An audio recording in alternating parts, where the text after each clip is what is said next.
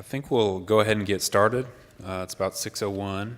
I know we'll have at least one person joining us a little bit later, so if we could do some introductions. I'm Gabe Rehm, City Manager. We just go around the dais. We'll do alphabetical order, just name and any other information you'd like to share.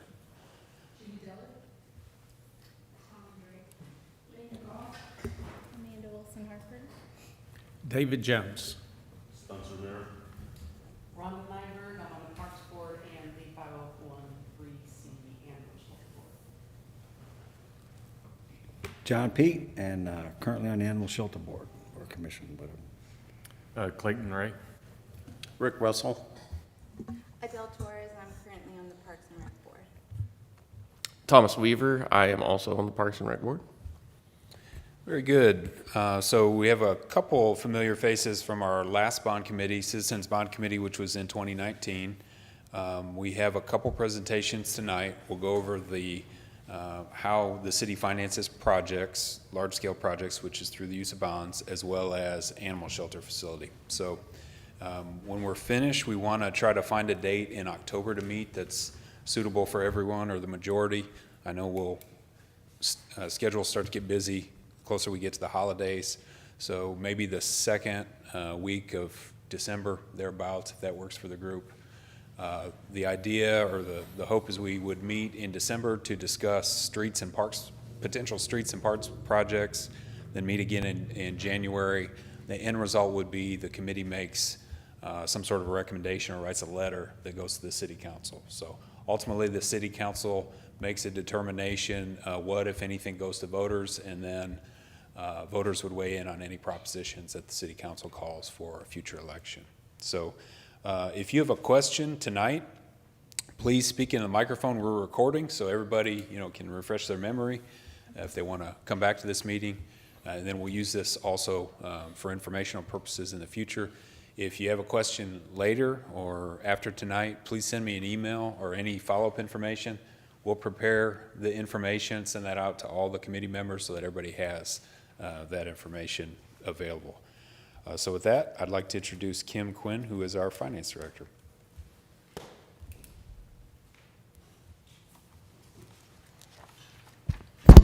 Oops.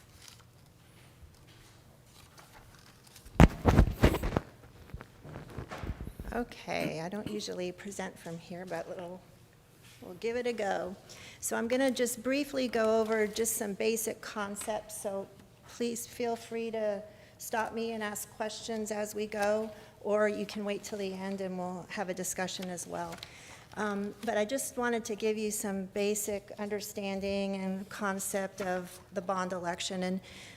And when we present a bond election to the voters, some people assume that then once it's approved, then all the bonds are sold, and that's not the way it works. The bond election is the city asking our citizens, our voters, for basically permission to issue the debt.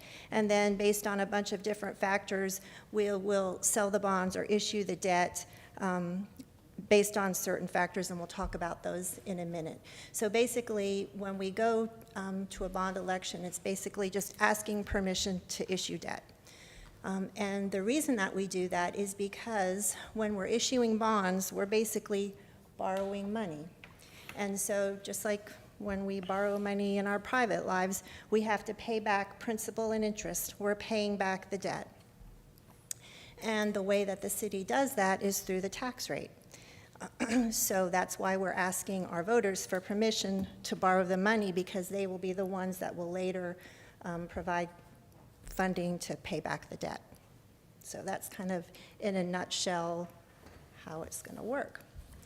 The property tax rate is, and if y'all, I know Mr. Pete is familiar with this graph here.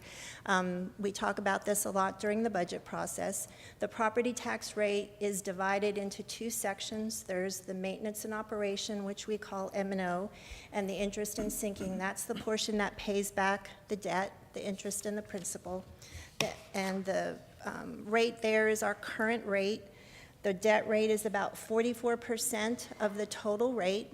Maintenance and operations goes to the general, that portion of the tax rate goes to the general fund, and it goes to pay for just general services, like that's where funding for police and fire and the library and parks maintenance. And the interest in sinking is strictly for principal and interest on the debt that we've issued previously.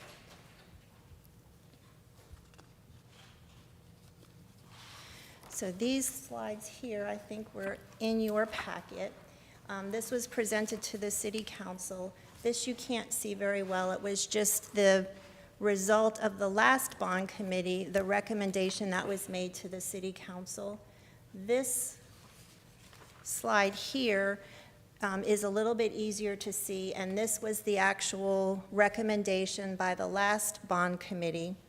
The city council elected not to issue debt for all of the projects, just the first 7, and they adjusted the amounts for some of them. But this is just to give you a perspective on where we're at. We're still working through the 2021 bond projects.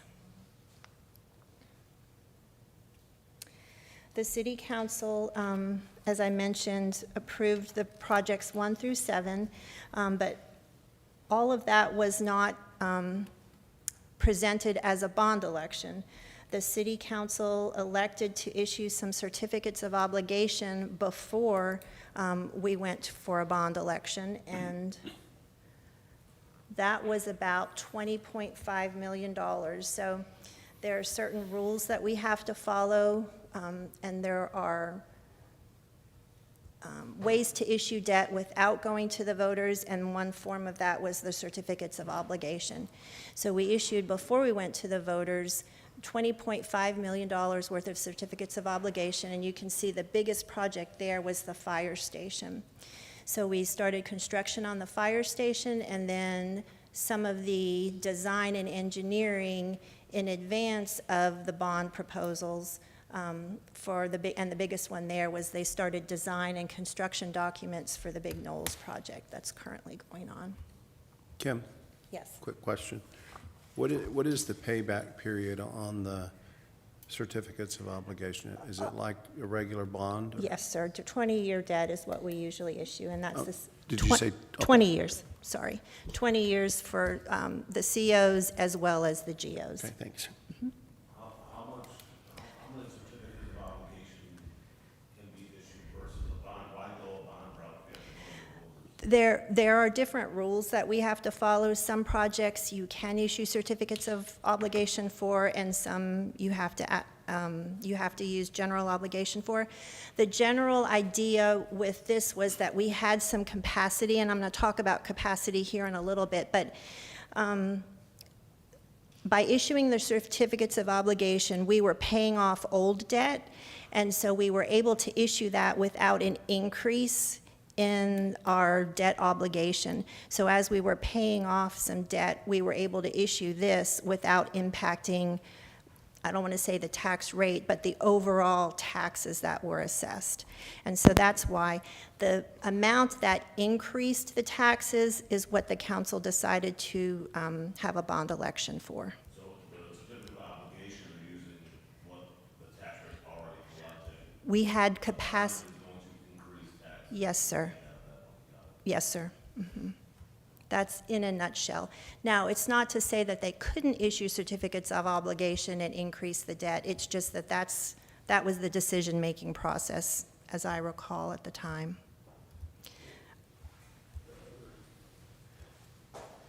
The one thing I might add too, the biggest, and this was the highest priority of the bond committee at the time, was a fire station.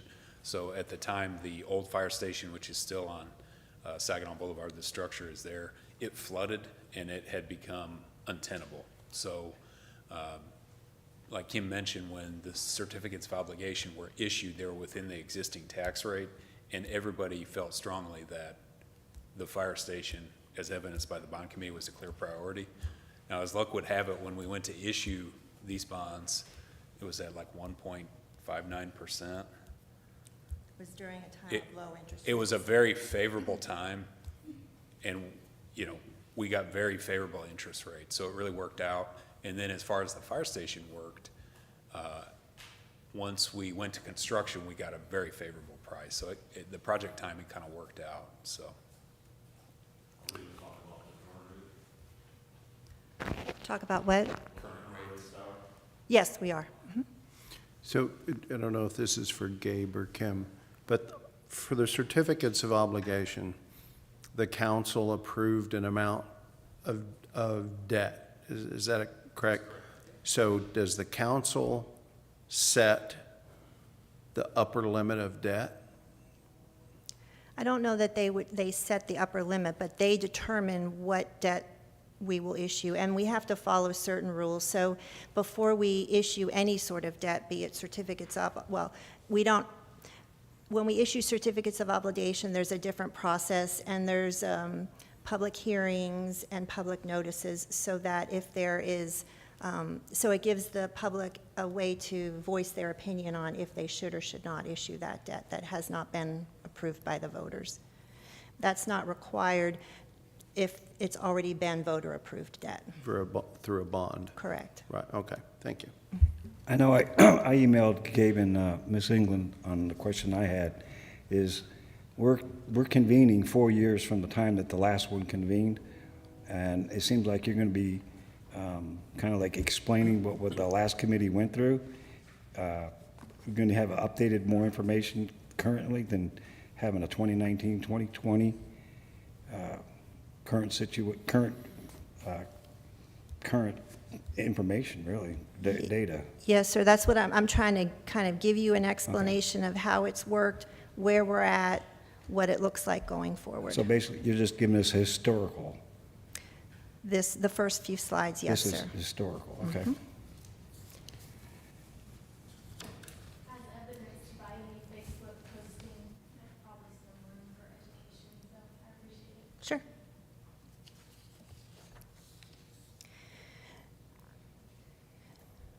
Whoops. Okay, so then after we issued the certificates of obligation, we had the 2021 bond program, and that was approved. All three propositions were approved by the voters. They're grouped by type of project. So the three bond propositions were street and roadway improvements, park improvements, and the senior center was lumped into that because it was considered recreation-type activities, and then the library. As I mentioned before, we don't issue all of the debt all at once. Based on the project timing, tax exempt rules that we have to follow, and then tax rate impact, we sell it based on those criteria. So of the three propositions, all of the parks improvements in senior center has been issued. All of the library has been issued, and we have still 17.8 million of the street and roadway improvements that will be issued. We will anticipate issuing some of that in 2025 and possibly the rest of it the year after that, depending on how we're doing on design. We don't want to have a bunch of construction money sitting there not doing anything that we're paying principal and interest on. We want to time it so that we're using the money or we're issuing the money as we need it. So depending on the timing and the design of that will determine how we issue the remaining 17.8 million. So we're not paying, so the authorized on street and roadway improvements was 37.5. We're not paying interest right now on the remaining 17.8? Correct. Okay.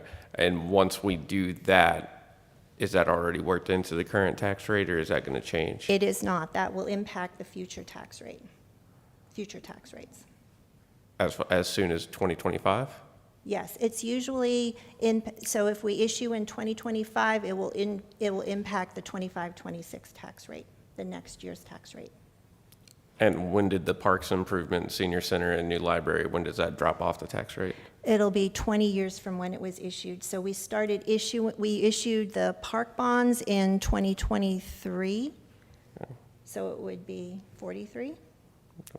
And then we issued for the senior center and library, we issued We issued some design, I believe, in the 2021, and then in 2022, we sold the bonds for the construction.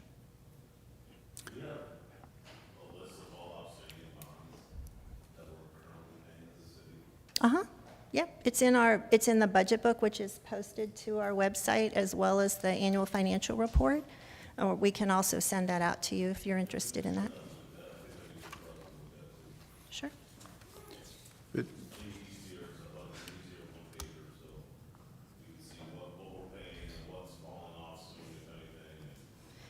And a slide here in just a minute is going to maybe answer your question as well.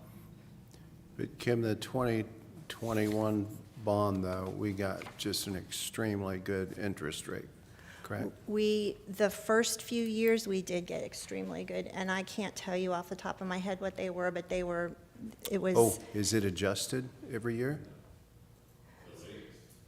No, but the different issues, I can't recall okay, exactly gotcha. what the percentage rate was, but yes. Good, but it's fixed as soon as we issue them, it's fixed. The debt schedule is fixed, yes. Thanks. Well, that's good news, that 17.8 that we haven't borrowed yet, when we do, we already know what the rate's gonna be. We don't know until we go to market with the bonds. Okay, so that is fluctuating, that's fair. It'll depend on the market on the day that we sell the bonds. So then it may have hurt us to not borrow money a couple years ago, based on how interest rates have soared. Well, actually, rates are dropping slightly, so timing may be advantageous. It's hard to know. I mean, the market fluctuates from day to day. I see what you're saying, but you only want to issue the amount when you need it. So streets projects, you generally issue for design, and then you issue for construction. So that way you're minimizing your interest costs. But like Kim mentioned, we're in an interest rate environment that's declining, which is good. So this last remaining authorization likely should be less than our last batch. Like I mentioned before, since we issue tax exempt debt, we've got very specific rules we have to follow, and we have to make sure we don't want to have an arbitrage rebate where we have to pay basically taxes on it to the IRS. We issue tax exempt debt, which gives us a lower rate. They want to make sure we're not making money off of it by selling it and holding it and earning higher interest than what we're paying. Okay, so these are our current total debt requirements. So the total of all of our outstanding debt right now is just under $1.9 million. And that's showing us principal and interest. 78 million of that's principal, just under 31 million of that is interest. This is our current debt requirements. So everything that we've sold so far. This schedule here is what we estimate the requirements to be. So after we've issued the remaining 2021 authorized bonds, we anticipate we would have, again, it's based on estimates depending on what our interest rate we get, but it's going to be about 137 million in total outstanding debt, total debt payment requirements. The newsletter I got, the debt services is currently $5,005,500. Is that monthly or annual? Because it's not coinciding with, okay, so that's gonna be 25, it's gonna jump up to 6 million, almost 7 million. You go to the last slide. The newsletter?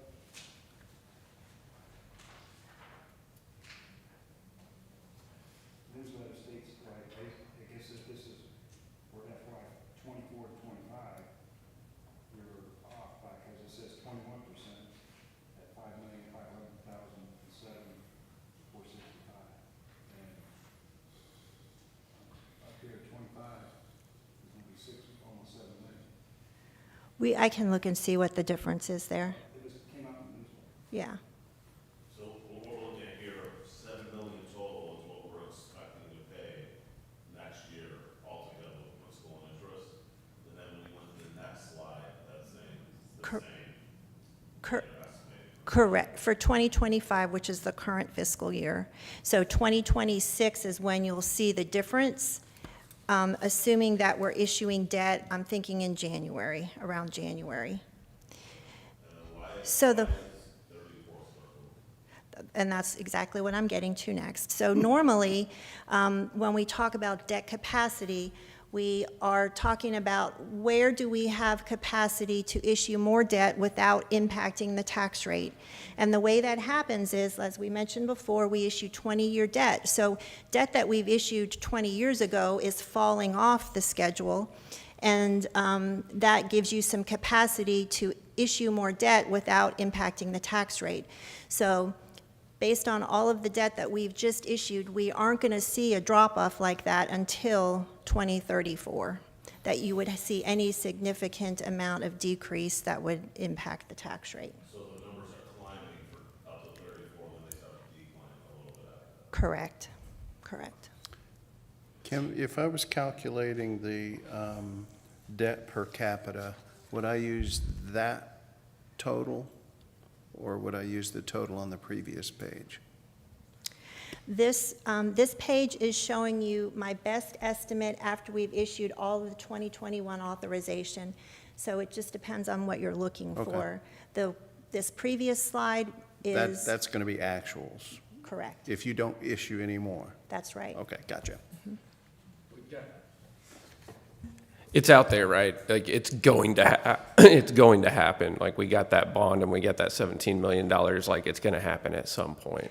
We want to finish the street projects. All right, so probably, if we're trying to anticipate or estimate, probably use this slide to gauge what our decisions are going to impact. Yes. Okay.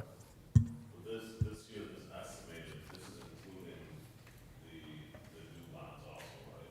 This includes only what has been authorized that we know we will sell in the next 1 to 2 years. That's already been approved in the 2021 bond election, yes, sir. But I'm saying it's estimated because it's our best guess of what the debt service will be on the amount that we haven't issued yet. I don't know what interest rate we'll end up with.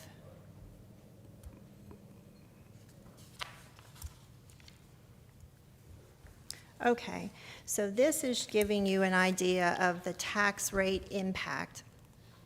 The very top small box is what was estimated at the time we went to voters. We were estimating that a tax rate increase of 13 cents and an actual annual dollar increase for the average taxpayer of just under $250. To date, based on the amount of debt that we've already issued, I'm talking about that top box there now, is comparing our tax rate in 2021 to the current tax rate in 24-25, and it's showing you the difference. So to date, we've only gone up 4 cents, but the reason for that is because you can see just under that, the average home value has increased from $188,000 to $248,000.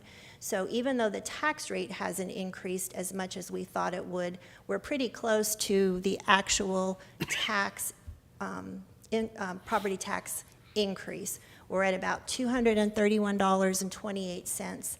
The bottom box is estimating where I think we'll be after we finish issuing the debt for 2021.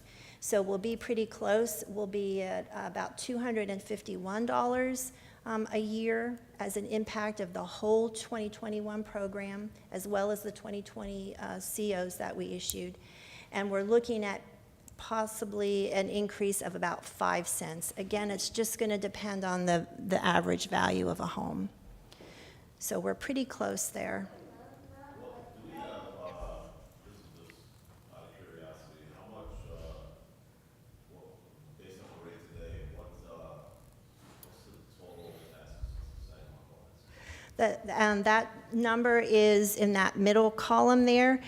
Your total taxes for the average homeowner is $1,276.91. So that's if you have an average value home, which is $248,725. That's the total amount that the city collects in any given year for the average value home. Yes, sir.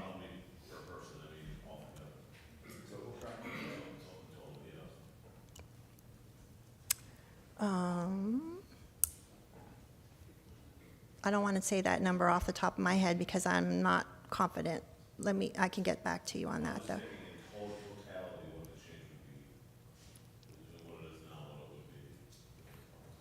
Yeah, it's going to depend, again, on the amount of the bonds. The next slide is just a graphical representation of the last 10 years of the tax rate.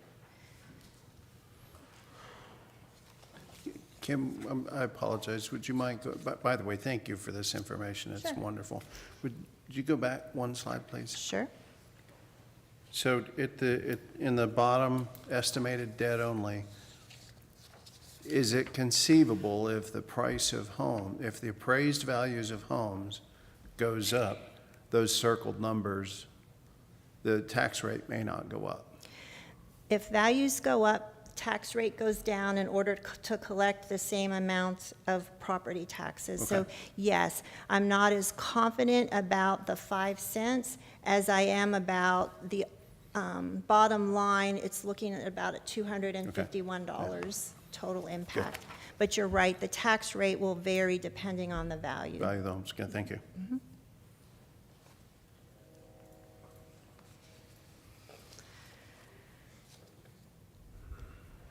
Okay, so all of that I've gone through I guess basically to say that there is no capacity before 2034 to issue more debt without having some sort of an impact on the tax rate or the amount of taxes that our taxpayers will pay.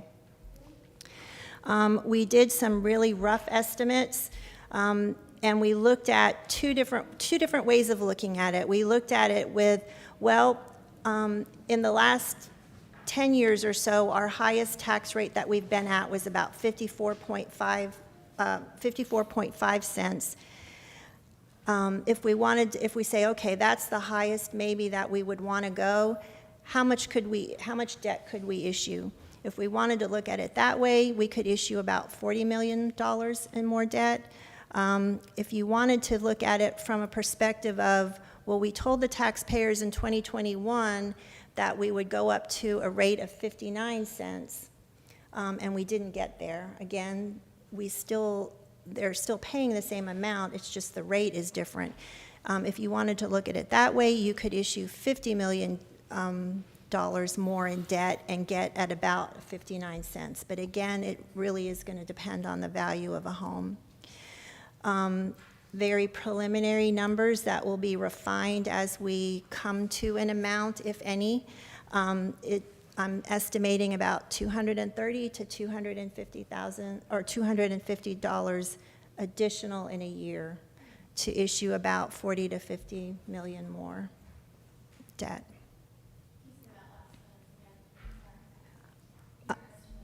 About $230 to $250 more a year for $40 to $50 million more in debt. And again, I wouldn't anticipate that in any one year. It would be over whatever time period that we decided to have the bond program. The other thing that because I'm the finance director and we also talk about, during budget time, we always talk about the tax rate. And so I wanted to remind council and all of y'all too, these increases, we're just talking about the debt side. But I know some of you were involved in the budget process, and we also have to think about the operating side. We know going into, before we even start really talking about next year's operating budget, that we are going to have some increases. So our taxpayers will see increases on the operating side. So we want to be careful of what we're also going to be asking them to pay for on the debt side. So I've just listed some of the things off the top of my head that I know about. The city council made a commitment for a compensation plan, so there will likely be a cost of living as well as a step increase to continue that plan.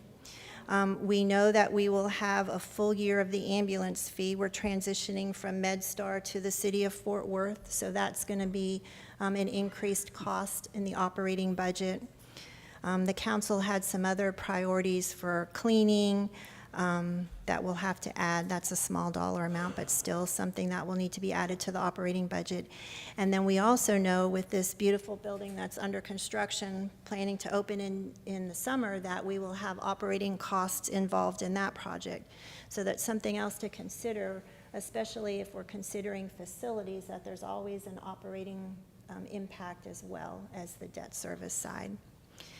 And then the other thing is we know we're going to have to replace the finance system too. We don't know the impact of that yet. The other thing on the operating side is that we know that there were some staffing requests that weren't approved in the current year. So those are just things that I want to remind everybody about and to consider.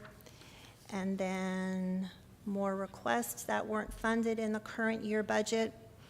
A lot of them, they are public safety positions as well as library positions for the new facility. And then a few more special requests for animal services, some other positions. And then the last slide, which is something that you all will be considering, are just the topics that came up during the budget process that might be considered by this committee. Parks projects, the animal shelter, other street projects. So that's my presentation. I've got notes. We'll follow up with I can send out a debt schedule, the complete debt schedule, and we'll look at the discrepancy that Mr. Pete is asking about. Are there any other questions or things that we can talk about that I can help you? Yeah, I have one question. So it said deep cleaning, you're spending $9,620 a week? I think that's excessive. No, that's for the year. Oh, year, oh, I'm sorry. That's annually, yeah. I'm sorry then. That was I thought it a, said weekly, so I'm like. that was well. it- Weekly, okay, so it's weekly deep cleaning of the community center is $9,620. That's an That's like half a week. annualized cost. So every week, they're doing extra cleaning there, and the annual cost to that extra weekly cleaning is $9,620.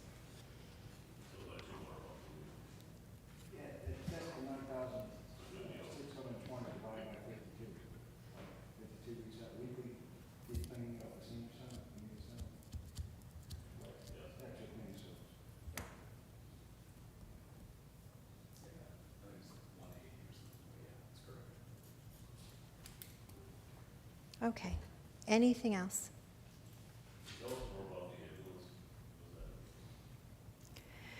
So the MedStar is no longer going to be providing ambulance service.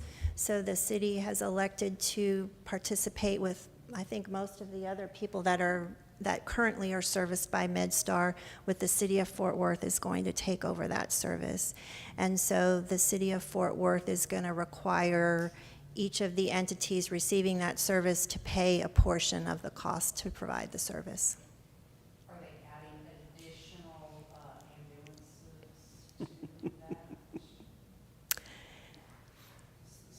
to that? It's the same service, but yes, the city of Fort Worth will have to add ambulance.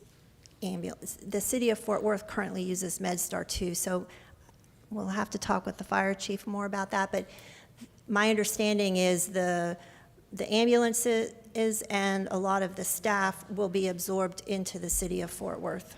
So MedStar's going under. MedStar will no longer provide services, yeah.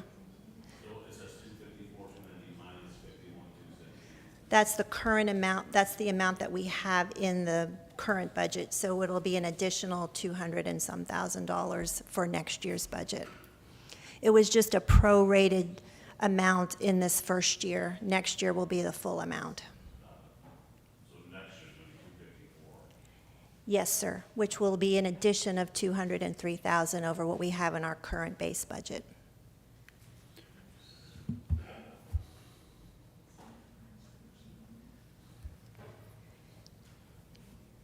And then that, the library and senior activity center, is that the all-in cost to operate those two things? That does not include staffing, but it includes insurance, utilities, janitorial services, just the basic things to open up a building and keep it going. Yes, sir.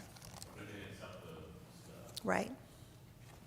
I got a question. So are we gonna go over the, what is, I guess, the general one for the employees? Because are we gonna issue some money there for them too, so they can get raises and all of those things? Well, we wouldn't be using debt to pay for operating costs. Remember, I showed you that there's two pieces of the tax rate, the operating and the debt service. And so the operating portion is where we would pay for those general services. The maintenance and operation, the portion that's the 56%. When we set the tax rate, we have to follow certain rules, and so you pay for the operating cost from the maintenance and operation portion of the tax rate, and the amount that you're paying back, the principal and interest on our debt out of the other portion of the tax rate. So you wouldn't ever issue debt for ongoing expenses. Okay, so next year, the maintenance and the operational costs will go up in percentage? That's what I'm trying to say, yes, Okay. ma'am. So in addition to whatever we That have we on, have to pay that on top of the maintenance. it's safe to assume that we'll have to increase the maintenance and operations as well, exactly. I mean, to me, I think that is more vital that we have employees that are gonna take care of services such as the fire department, the police department, you know, and all of that other stuff versus new everything. It's part of the budget process, is just determining, the council determines what the priorities are. Yeah. And I might add too, and many of y'all were involved in the budget process. So the city council, on the operating side, the largest recurring expense that they approved in this budget was to take care of employees based on a market study. It has had immediate impacts with retention as well as applicants. So we just hired our first certified officer in the police department in probably 4 years because salaries were adjusted to the market minimum. The same, we just hired a certified applicant in the Public Works Department because the city council hired a third party, and every department head, presented information, and then this consultant. So the point is good, and I appreciate that. We want to take care of our employees. The city council approved a policy, a resolution that said, okay, we've got this salary plan, and we're going to keep up with it. So, which would include a step increase, which is an incremental increase. Mr. Pete shared with me one time I think the military term is longevity. So that happens each year based on tenure. So that would be the same for employees. So when we add brand new positions, we have to think about the long-term costs because everything continues. So the good news is, as y'all are aware, our city's growing, so there's some new value there, although that's a double-edged sword because when we have more residents, there's more demands on services and more use of our facilities. So we're very grateful to the city council for their support. And if there's any other questions, hand it off to Lee. Any of the new districts going in, gonna affect any of this information? So slightly, the way the appraisal district, which is a separate entity from the city, they assess taxable value as of January 1st. So if we drive down the street, you'll see projects in various stages of completion. They'll come up with a value of, like right next to the fire station, there's some new senior housing. So they'll assess some taxable value. The following year, when those projects are completed totally, then they'll get a full value. So you may, if you purchased a house that was under construction and it wasn't completed, some homeowners have like a partial year when a new project's being built, and then the full value comes. So you've seen around town, we've got a lot of new construction which helps with values. And then as sales tax increases, which it has been increasing incrementally, that helps to lower the burden on property taxes. Actually, the houses and the apartments going on in Beltline. In Belmont, yeah. How's the retail? When is that going to? So, Belt Mill specifically, in fact, the developer just submitted site plans for the retail. I couldn't tell you, but the planning on the engineering side is happening now, so I would probably anticipate construction sometime in calendar '25, beginning. There's some other commercial sites that I would anticipate. You may have seen by the Chicken Express on Saginaw Boulevard, that's going to be a new Tim Hortons, Liquorland, and Firehouse Sub, so that's under construction, should be completed sometime next year. What about the corners of, Blue Mound and Bailey Boswell? Yeah, Blue Mound. They have the apartments there that have been there for years. Right. But it seems like they stopped and they didn't do the retail. Correct. So that is also under, that likely, some of those pad sites will develop in calendar year '25, the civil engineering. The delay there was the construction, which I think lasted 20 years. No, I'm just kidding. But, the commercial sites weren't going to come until the construction was completed, which it has. So I would anticipate parts of that site. Again, a misconception, a lot of people, especially in Facebook, believe that the city controls everything. Private property owners control when property's developed, right? So, but I do think some of those pad sites will develop next year. I also think north of Walmart, there's a new development called The Square. The frontage on Saginaw Boulevard are zoned commercial sites. I think at least one of those pad sites will probably start construction in calendar '25, which is good. That's more taxable value, and every establishment that sells a taxable product or service, more sales tax, that helps lower the property tax burden. So Hey, Gabe, shop in Saginaw, please. a couple of quick questions. Uh-huh. The Belt Mill, do they have to share with the city when they applied for a license through TDLR? Do they have to tell you what they're building?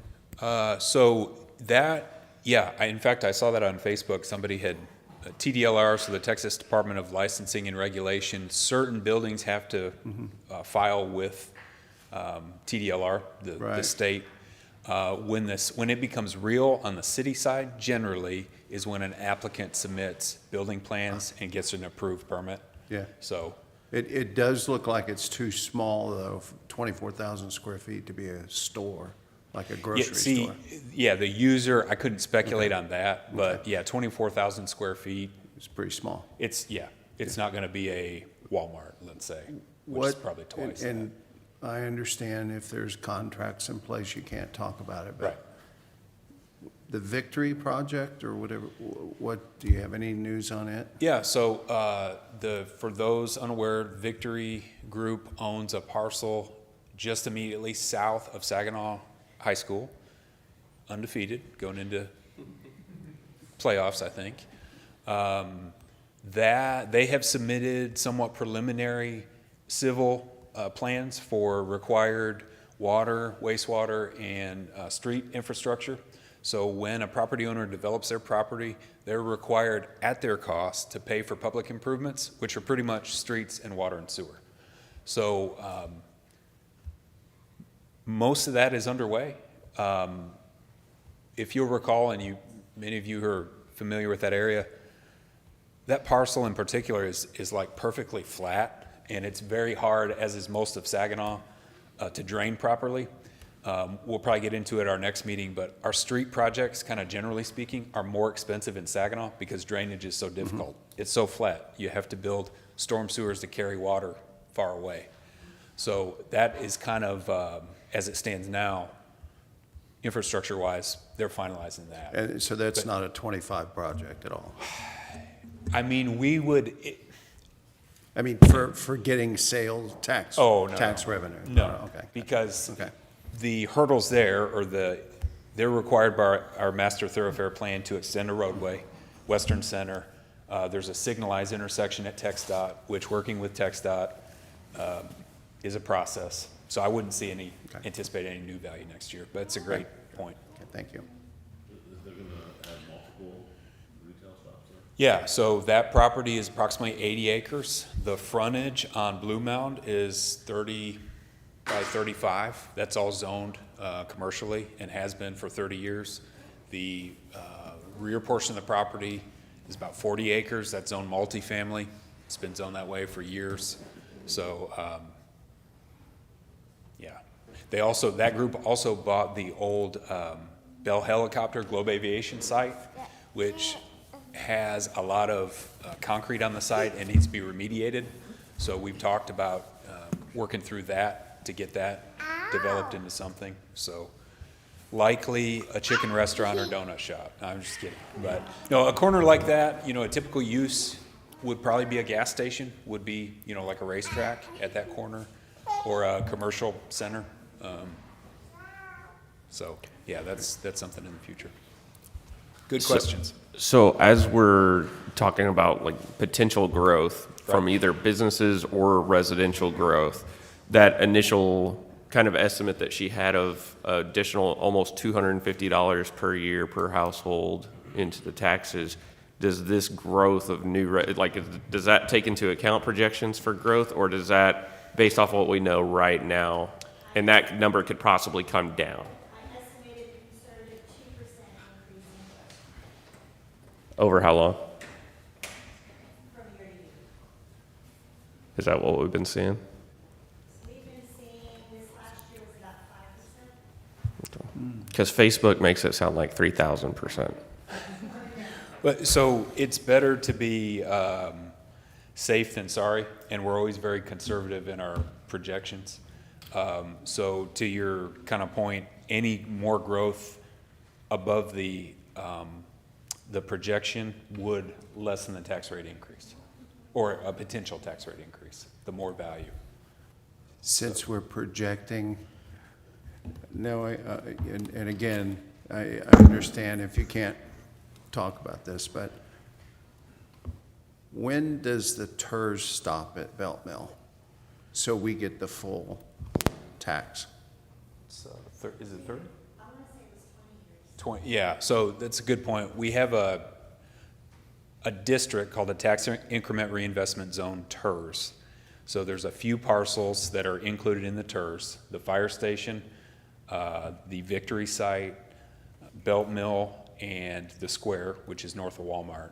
So in those parcels, 50% of the value stays with the city, and then 50% of the value stays in a fund that can only be used on qualified infrastructure projects in any of those parcels or in that adjacent area.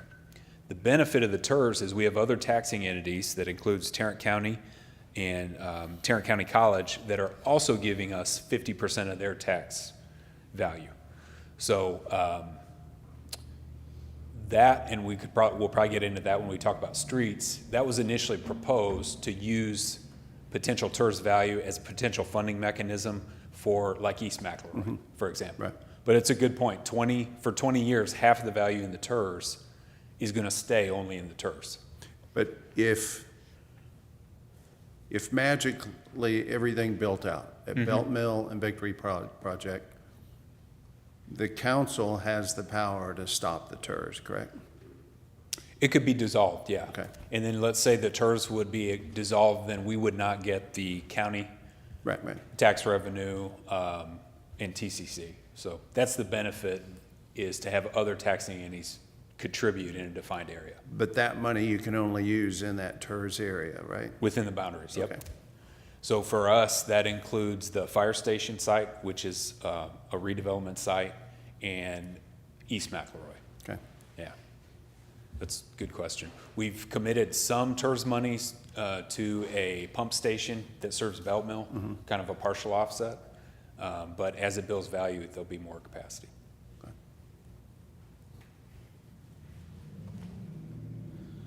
We'll move on to the animal shelter unless there's any other questions. All right.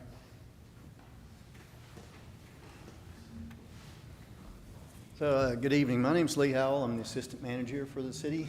And so I'm going to be talking with you tonight about anything you want to talk about the animal shelter, but primarily where I'm going to start is on the needs assessment that was performed last year by an architect for us. So did everybody get the email that contained the attachment of the needs assessment? Okay. So that's primarily what I'm going to be speaking about. And, you know, I will say, just let you know that that is not my work. It is the work of a registered architect who was referred to us by a number of people, a number of other architectural firms, as an expert in animal shelters. Heather Lewis is the principal architect for the Animal Arts firm, which is based out of Colorado.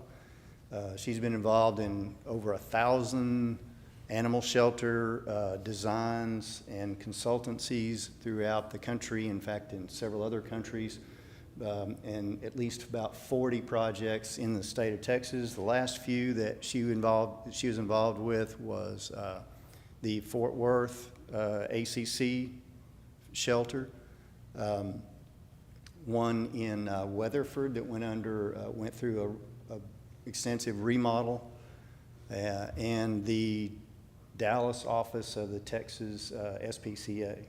She was involved, those are the last few. She was also involved in one, a ground-up build in Austin in the last few years. So she was very knowledgeable on animal shelters, and through many of our discussions and conversations here over the last several years, we have identified the need for a new animal shelter. There's really no doubt about that.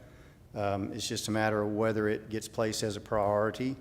And so we did that needs assessment through her contract last year. And so the needs assessment is based on a number of different factors. Number one is the idea of a facility that supports best practices in the field of animal care and housing. And so that is directly tied to or let's say the efficiency of the operation is directly tied to the number of animals and the length of stay that a shelter can hold. So if the shelter itself is designed to operate with an ease of care in a safe and sanitary manner, and is a welcoming place for customers, then the animal population is essentially reduced and can be reduced significantly just for the fact that the throughput of animals, input and output, is a shorter time, and they don't stay, so they're not housed a long period of time.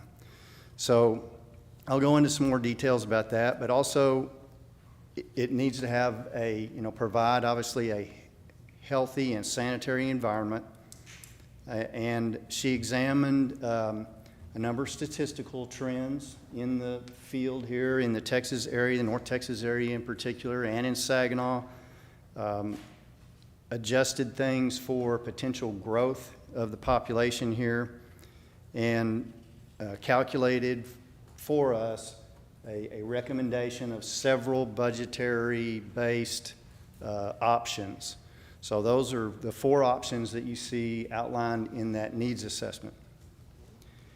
So one of the things that I'm going to do is just do some comparisons to what our current animal shelter is and what she has recommended that we need. And let's see, I think will you have to scroll through that for me, or is this going to work for that? You know? So I think, okay, maybe that does work. Okay. So her recommendation boils down to the square footage of a new facility, and how that facility might be built. We are currently average housing about 50 to 60 animals on a daily basis. It has gone as high as 69, I think, this past year. We have already implemented some things in-house to try to reduce that length of stay and reduce the animal population as best we can. And so let me say this too, that our animal service workforce consists of 6 full-time people and 2 part-time people and a bunch of volunteers. And without the volunteers, we'd have a hard time maintaining our animal shelter. But our staff does an exceptionally good job of working within the confines of the current facility to take care of animals. If you can imagine, if you have a pet of any kind, especially a dog, if you magnify that by 50 or 60 times, you can imagine what kind of care it takes on a daily basis. And those folks cannot take a day off and leave those animals uncared for a single day, any day of the year. So it's constantly in use. In fact, an animal shelter is the most used public building of anything outside of a jail. So that just tells you what kind of traffic and use goes into that building and how it's operated on a daily basis. So in her recommendation, she calculated that if we are built out from our current population of about 25,000 to around 30,000 people, that employing best practices in a new facility, we should need a facility that will house on a daily basis about 76 animals, about 40 dogs and about 36 cats. Now, I will say that since this need assessment was done, we implemented a TNVR program here in the city. And I don't know if everybody's familiar with that or not, but it stands for trap, spay or neuter, vaccinate, and return. So in other words, primarily community cats or feral animals that are in the community are trapped, taken to our shelter, assessed by a vet for disease, and spayed or neutered, vaccinated, and then they're returned after a 24-hour period back to the location where we trapped them. So that has proven itself in other areas of the country and pilot program here that we ran, that it will reduce the feral cat population, at least in the short term.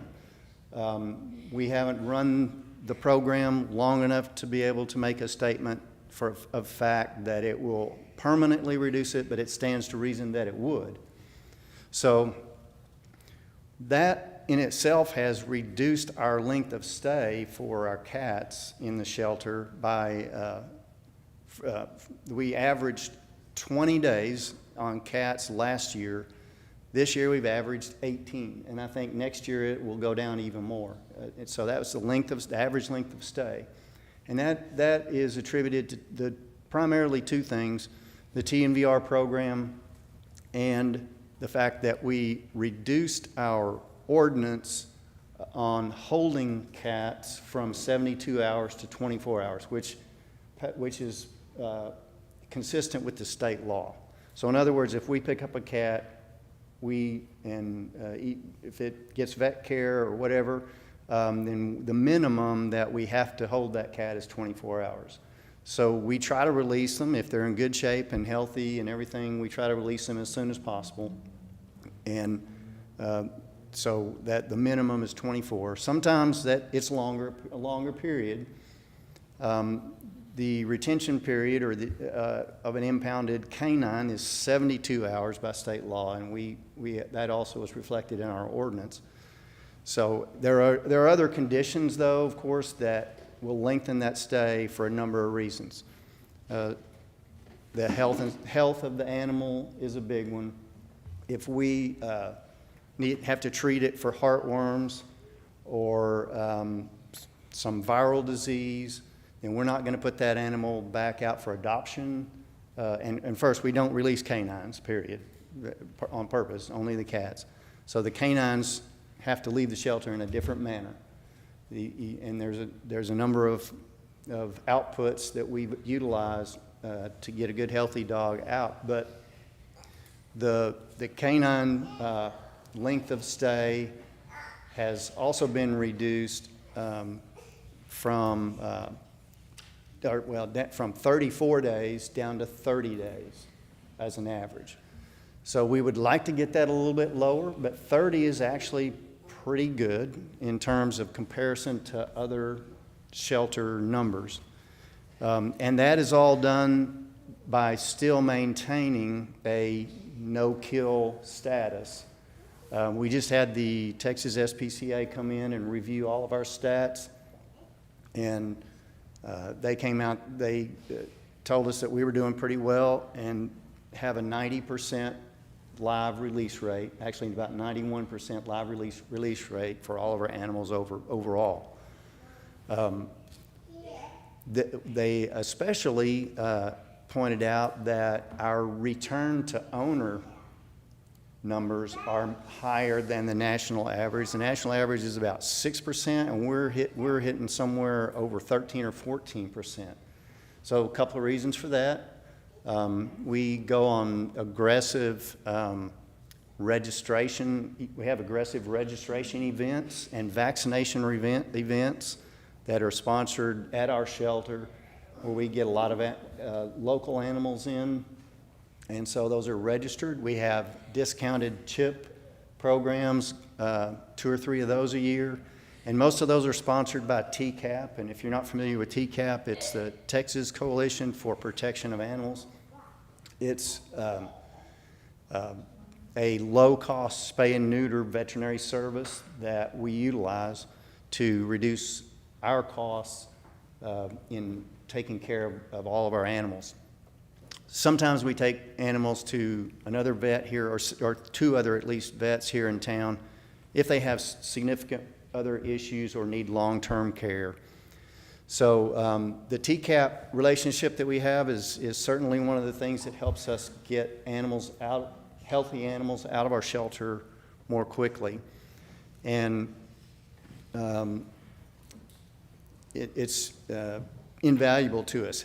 However, in the assessment that Heather did, she did a lot of research for us on having an in-house veterinary program. So for small shelters, it's not necessarily a cost-effective thing, and we would have to do, really crunch some numbers on that to justify it in a new facility. However, a contract vet for, say, about 2 days a week would probably ensure a higher level of health care for our animals and help us reduce that length of stay. Whether that would be more expensive or the same or offset the cost that we spend now, it is debatable. And I'd say that because we spend about $28,000 to $30,000 at TCAP and other veterinary services for all the animals that we bring in right now. I would assume, just from doing some preliminary checks, that a contract vet for a couple of days would be a little bit more than that. But it could be offset in terms of the long-term care in our facility that we would realize by having that on-site vet service. There's also some issues with keeping veterinarians on contract. There's really not a lot of them that like to do that or do it for very long. There seems to be a lot of turnover, so there might be some issues that go along that, but that's something that we would constantly probably assess in terms of whether it would be a cost-effective thing for us. So in the needs assessment, can y'all see all this on your screens? Okay, so those figures there are, reflect the square footage of different aspects of a new facility that was recommended by Heather's assessment. So the 12,400 square feet under air, and that would cover a number of different things. The exterior covered space is exercise yards, other facilities that could be housed outdoors, including possibly some storage space. Excuse me. And then utility structures is another just storage space or other things that have to be outside of the main building. Would anybody care to guess what our current animal shelter square footage is? It's considerably less. I'll say that. So, so if you're, how many of you have been to the animal shelter? Has everybody pretty much? Okay, good. All right, so the main building that you pull up to is 3,150 square feet. If you've ever walked through that building and out the back door, you would go to the, you would see the canine quarantine area. That's an additional 700 square feet. Again, in the back of the main building is the cat quarantine and medical little area that we have. That's about 350 square feet. And then there are 3 storage facilities that add another about 300 square feet. So we're talking about a total of 4,600 square feet on the site that we currently operate the shelter on. So that's compared to 20,000 square feet recommended, about a fourth of that. So needless to say, our staff is doing a good job with what we had to work in. And if you were to go to the animal shelter today, and hopefully we will get all y'all scheduled to take a tour of it. If you haven't been in it in a while, I would strongly suggest that you make a visit to that. We can set up a group tour for everybody, and we can talk about a good day and time to do that, or you can go there independently. Ms. Torres has already been over there just yesterday and took a nice tour of it. But I would suggest that, you know, as part of your decision-making, that you take a look at our current facility up close, because you would see that it's very tight. It is, in fact, almost, well, I would say that every square foot, it looks messy, and it is messy. Yes, sir?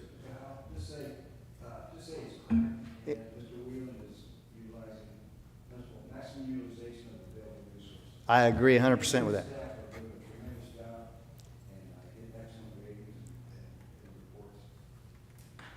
Well, thank you for that, yes, and that's a very succinct comment. Every square inch is being utilized for something, storage, cleaning, whatever. So not only just the housing of the animals.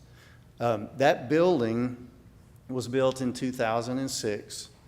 We've been utilizing that site since about 1980, or maybe before 1980, but the building that's the main building was built in 2006. That building is a steel frame modular building that is designed to be a temporary shelter or office building, outpost type building that was modeled inside to become an animal shelter, and the kennels and everything added into that location. The building has some issues with it. It is seriously not intended to be utilized as an animal service shelter. It is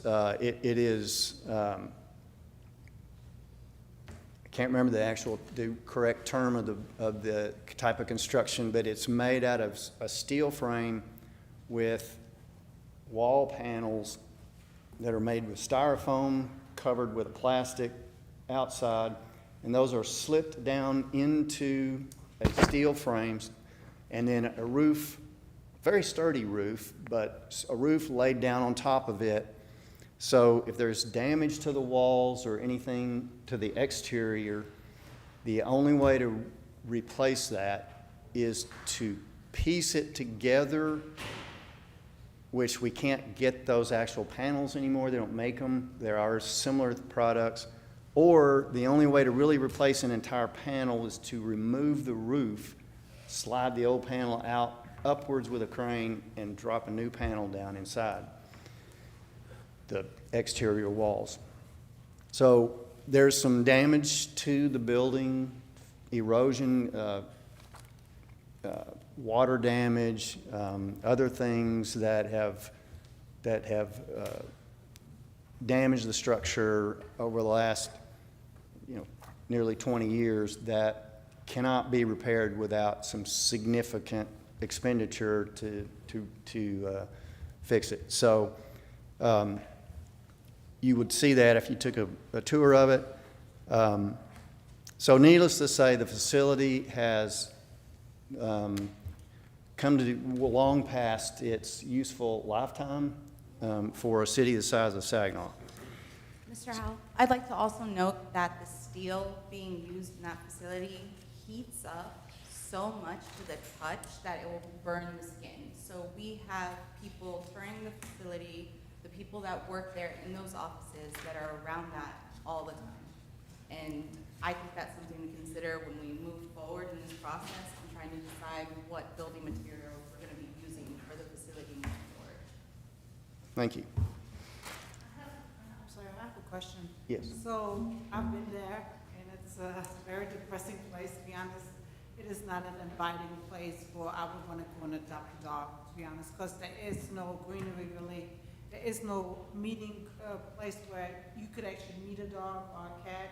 It's not very inviting. So if we decide to do this, this whole thing about this new animal shelter, could we put it somewhere else in a different area? Because I think it's thrown in with all the industrial stuff. Nobody actually goes that way. And when I was looking for it, I was just literally shocked because what is an animal shelter doing in a hidden somewhere? Nobody knows it's even there. It's like this forgotten prison, I'm sorry, but it's I was just wondering, would that be an area that we could even consider as a place, if we have to rebuild it anyways, if we build it somewhere else, does the city have plans somewhere else? Well, so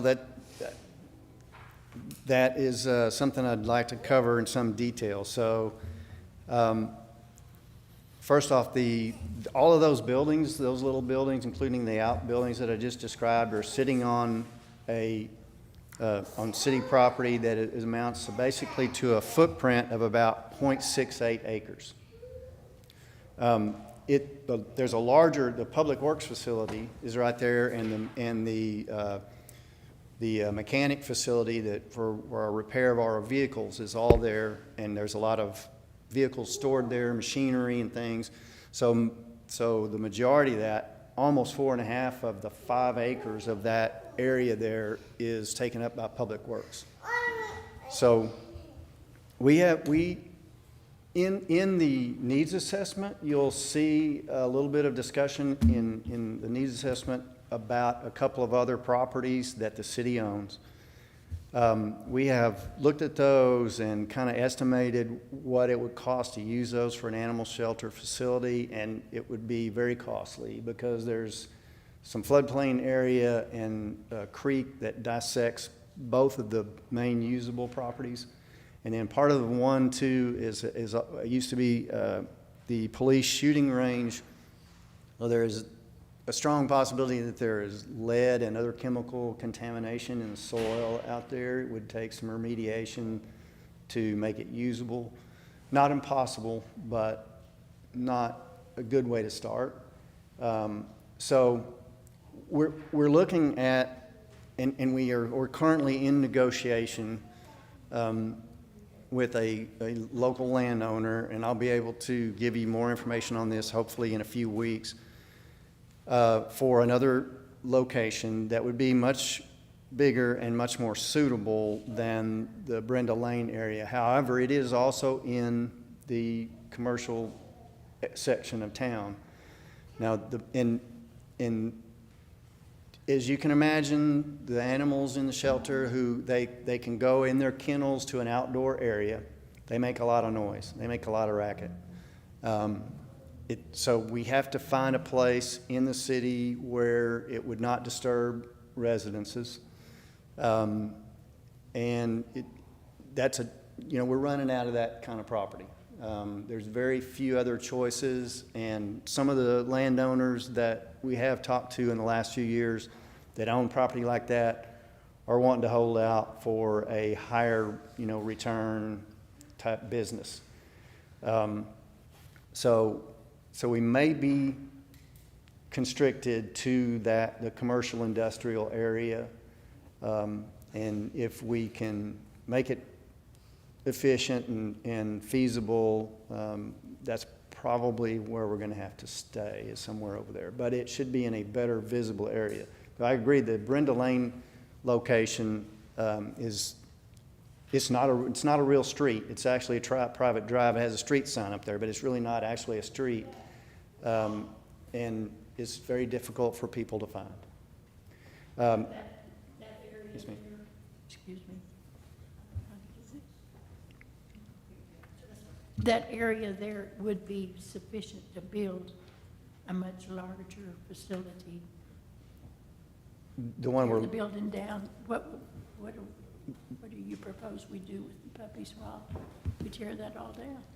well, so that would be a very difficult proposition. We'd be hard pressed right now to find another shelter that would take all of our animals, and it would be very costly. So that's why we're looking for an alternative location just to move to.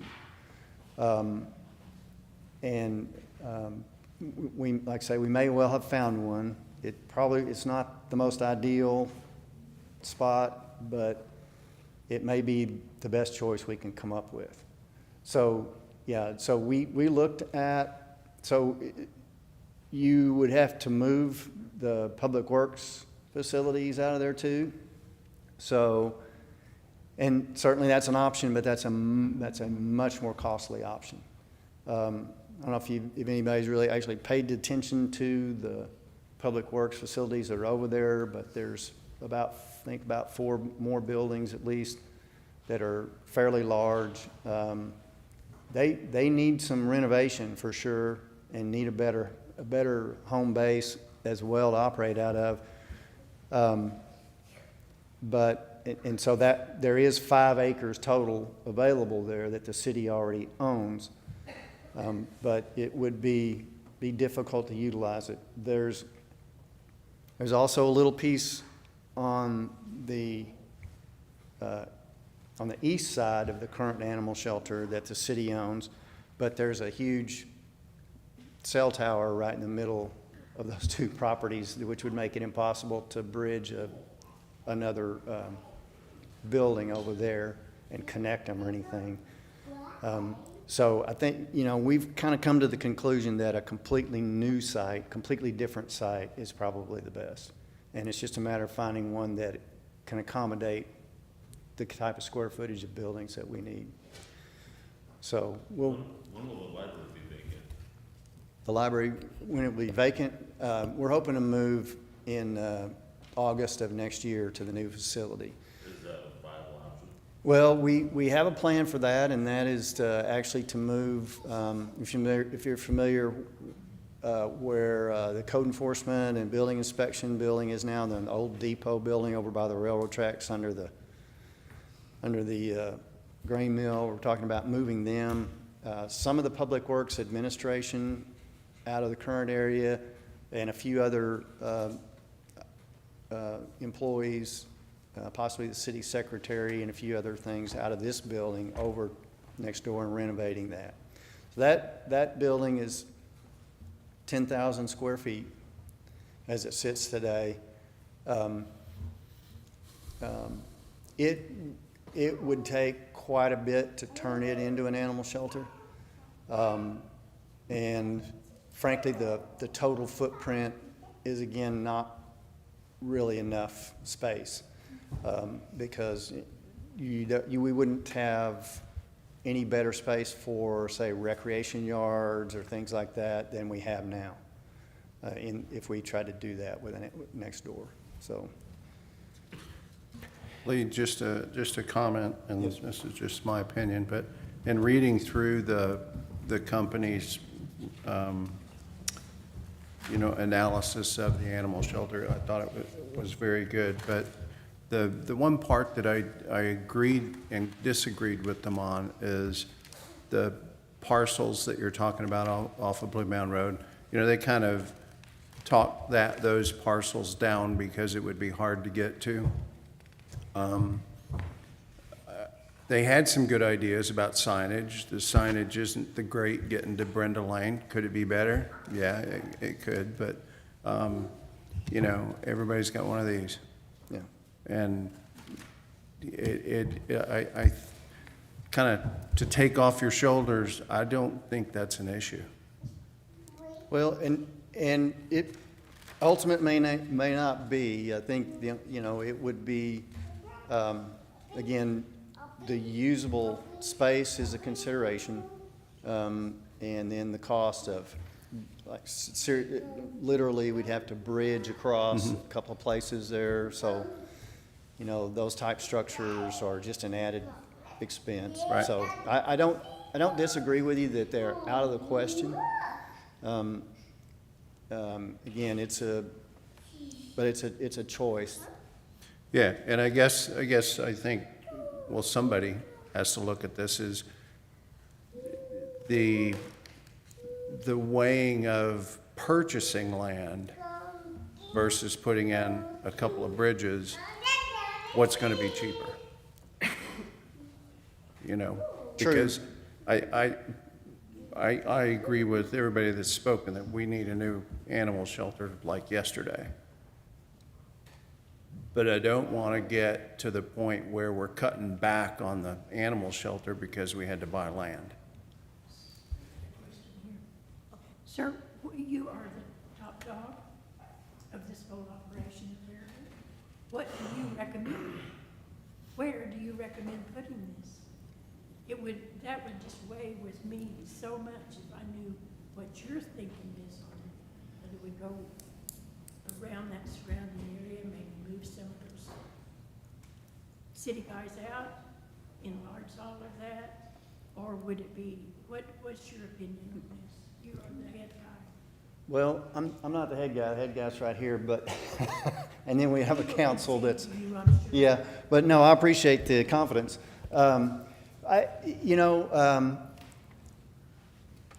For what we need, I think we need as open and clear, clean site as possible to do a new construction on. And again, the site that we're looking at has its advantages and disadvantages. It's not ideal in terms of visibility. It would be more visible than the Brenda Lane location, but in a similar neighborhood. One of the things that makes this deal somewhat appealing in terms of the economics of it is that we have an interest in the landowner to swap some property that the city already owns that he's interested in, which could mitigate the overall cost of that property considerably.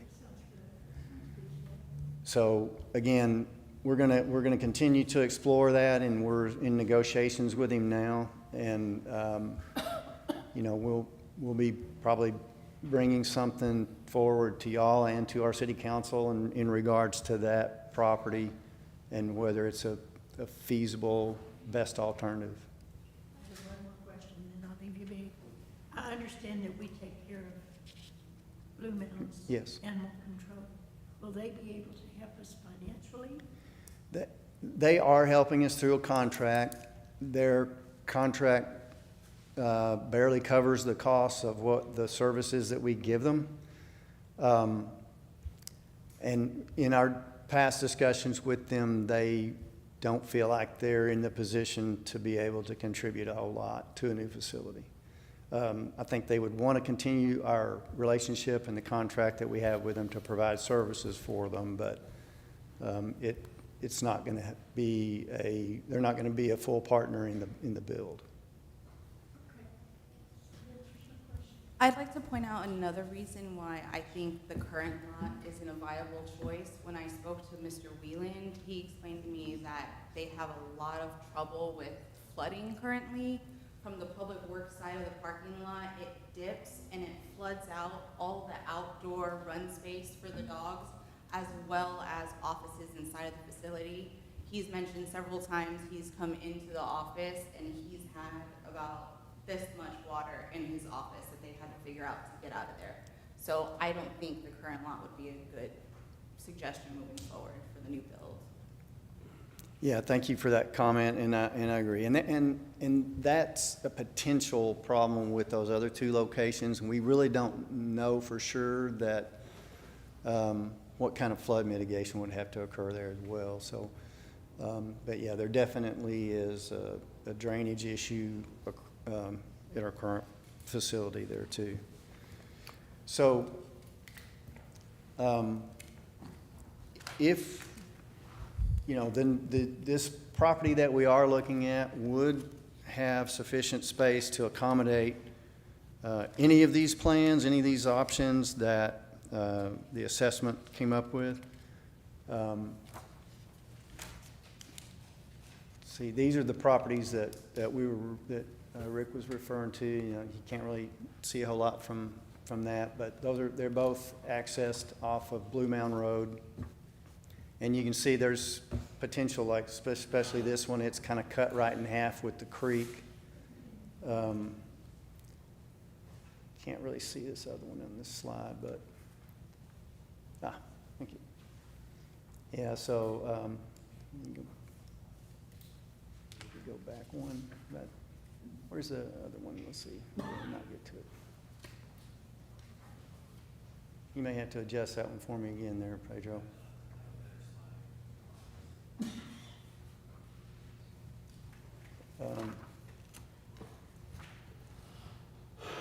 Yeah, there we go. So that's the old range, the gun range area. You can see the creek, the same creek runs right through it. Yes, ma'am. It's down. Yeah, it's down this way, down Blue Mound Road, on the west side. Some other issues with that, there's property there that now belongs to the school district, and then there's also some land that was sold to a private individual. The access to that property, it would be difficult as well. So, and could potentially cause us to buy some more property, or at least work some kind of easement to access it, which wouldn't be ideal. Why does it say formal uses of shooting range? The cons of it? Yeah, I mean, that's it right there. Like I say, the chemical mitigation from it being a gun range for years, the creek crossing in the property. It used to flood quite a bit, I think, when it was a gun range. It'd get really muddy, and they wouldn't be able to use it for several weeks out of the year. And then the access to it is an issue that we really haven't fully explored, because it's, like I say, it's kind of in a little island there. We might be able to access it through that business property to the north. But Is that near Dunkin' Donuts? Sir? Is that near Dunkin' Donuts? Yeah, it's Fuel City. yeah, it's between, McElroy and Industrial. With it being a shooting range in the past, do we know what the cost assessment would be for removing any of the lead in there, and how long the lead would stay in the ground? Because it's for the dogs, for the pets, they're going to be in that. Is there any kind of feedback we have on that? So I actually, in a previous job, I facilitated a lead mitigation of a different type of area than this, there's two ways to do it. You either remove all the topsoil and sift the chemicals and lead and particles out of it, and then replace the topsoil with additional soil.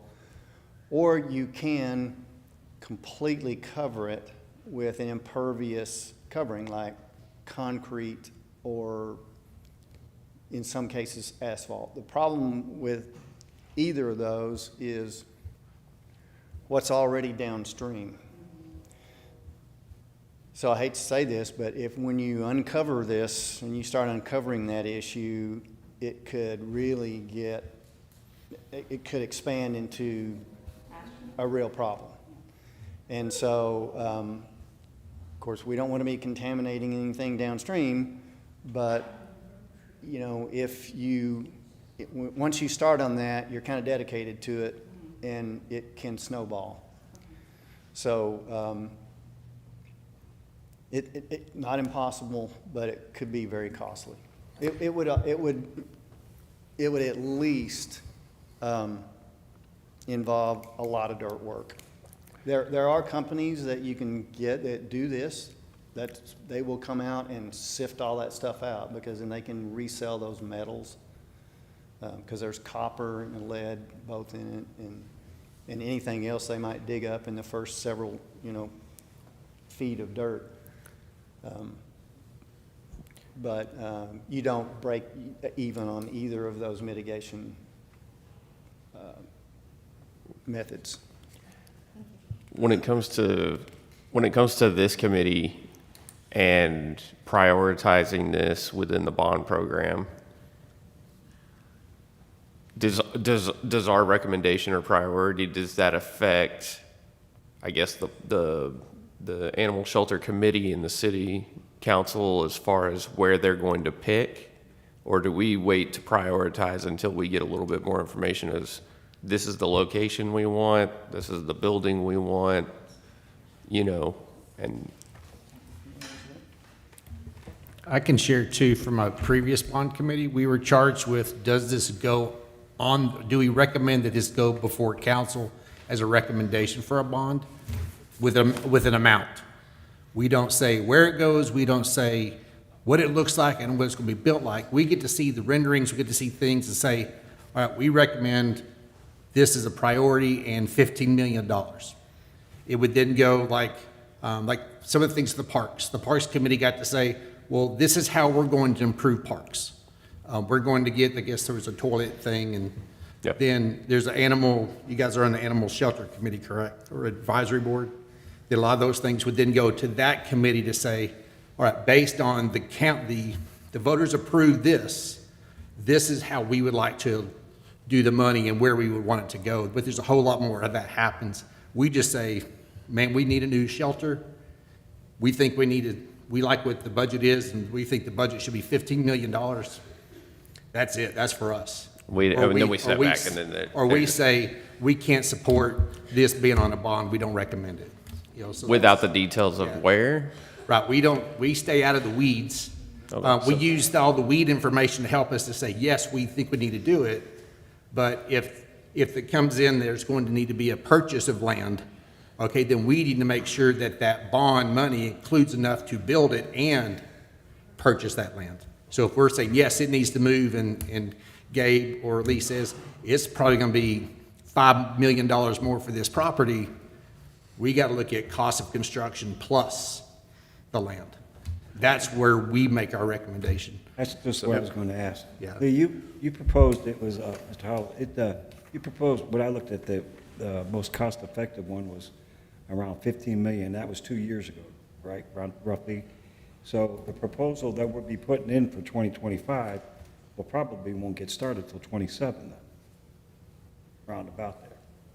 We're just, historical, what you sent me from the very beginning, 2019, the bond was actually put out to the voters in 21. Yeah, so to answer the previous question, I'll come back to that. It's a good point. Thank you, Mr. Jones, Mr. Russell, Mr. Weaver. So I think we're in discussions, and Lee's talking with the property owner now I think within the next couple months, we'll have a location that we can show you. I think Mr. Russell's point of, sort of the cost benefit on Blue Mound is fair, because it's going to cost money to get back there. And the tricky part is, if you test the soil, it's Toxic. it's point of no, then, that's a known commodity. It's unknown now. So that's kind of where we're at. What we've had real preliminary discussions is potentially an option to purchase. So only contingent on if this goes to voters and voters approve, then the city would purchase property. Regarding future cost inflation, or when we actually do projects, that was kind of factored in when we did our previous bond, because like Kim mentioned earlier, we don't issue bonds all at once.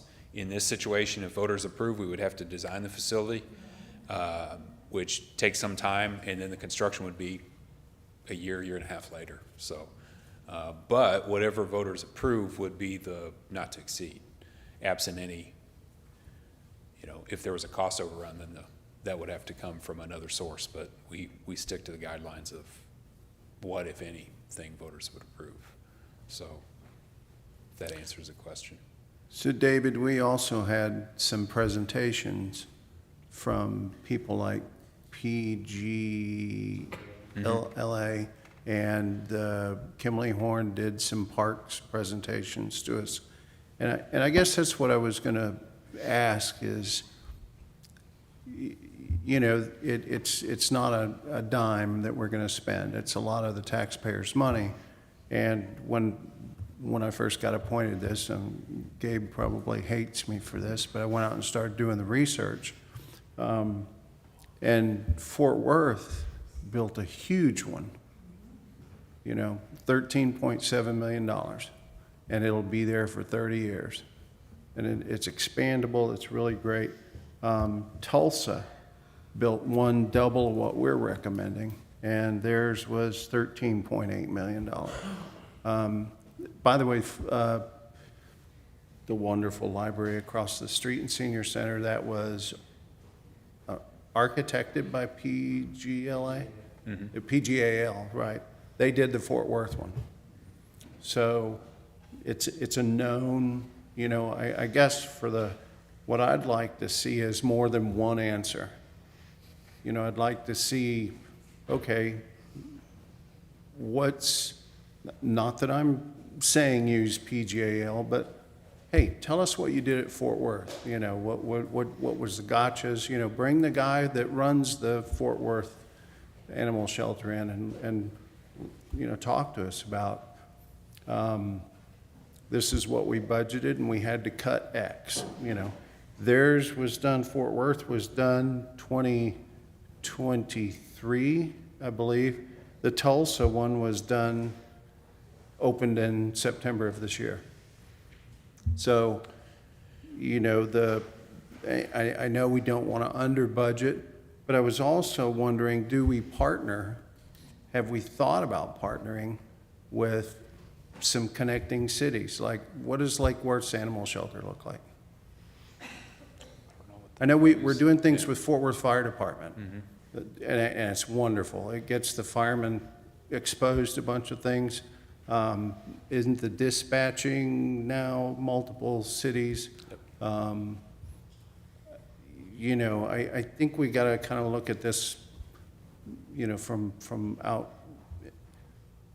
I think we'll end up building our own, but are there opportunities out there to partner with other cities? That was one of the ones I found, Tri-Cities, which opened in November.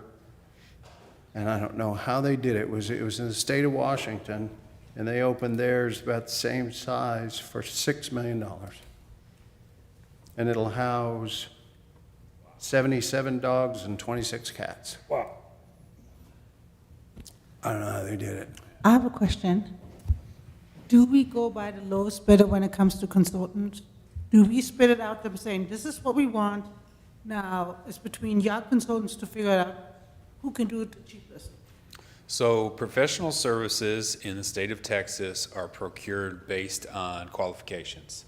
So professional services would include architects, engineers, accountants, legal services.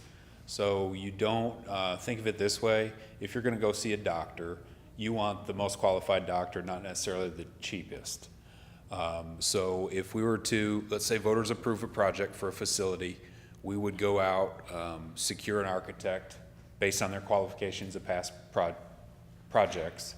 They would design the plans, which this process has taken place with the library. And then our past couple of facilities, the fire station, library that's under construction, we have procured, on the construction side, the delivery method is called construction manager at risk. So the construction firm comes in and says, this is my not to exceed amount. They're involved in the design process early on, so they can control costs, and that's been successful for us. So to answer your question, maybe yes, maybe no, but professional services definitely not, because we don't procure based on price in Texas. As far as the actual construction, it would probably be a partnership similar to how the fire station and library have been built. I'd like to also point out that if we're doing cost comparisons with other cities and projects, like Fort Worth that was completed in 2023, we also need to take into account their budget and inflation over the years. Sure, Because yeah. we're not going to be able to necessarily get the same bang for our buck that they did because of the inflation. Yeah, and I think Lee maybe mentioned, maybe the group will do some site visits, would probably be helpful. I know when we, and maybe our bond committee members from last time, when we talked about the fire station, I remember, I wasn't at the meeting, but I heard, everybody was shocked by the cost. Public facilities are expensive. I think I remember when this architect presented and said, on a per square foot basis, animal shelters are some of the most expensive buildings to build because there's a lot of concrete, there's a lot of stainless steel. These are all expensive commodities, so, yeah. When I spoke to Mr. Whelan, he did mention that ideally what he envisions for our facility is something like NRH, and he did mention if we were able to get some of us out there To for visit, that yeah. facility specifically, because he believes it would be a good fit for our community. Yeah, I think that would be a good one to take a look at, and then possibly the SPCA building, which is on scale is totally different than what we'd be looking at, but from a best practice understanding, it's a really good example of that. So,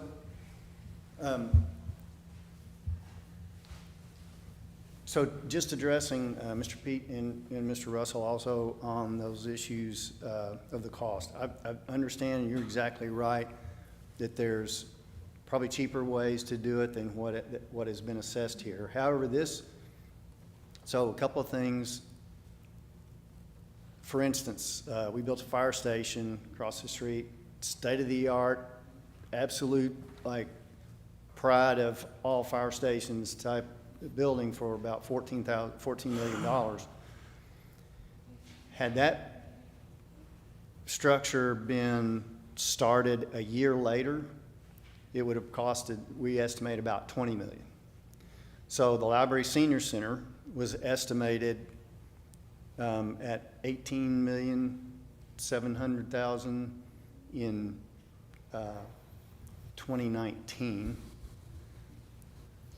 The lowest we could get at this point was 24 million.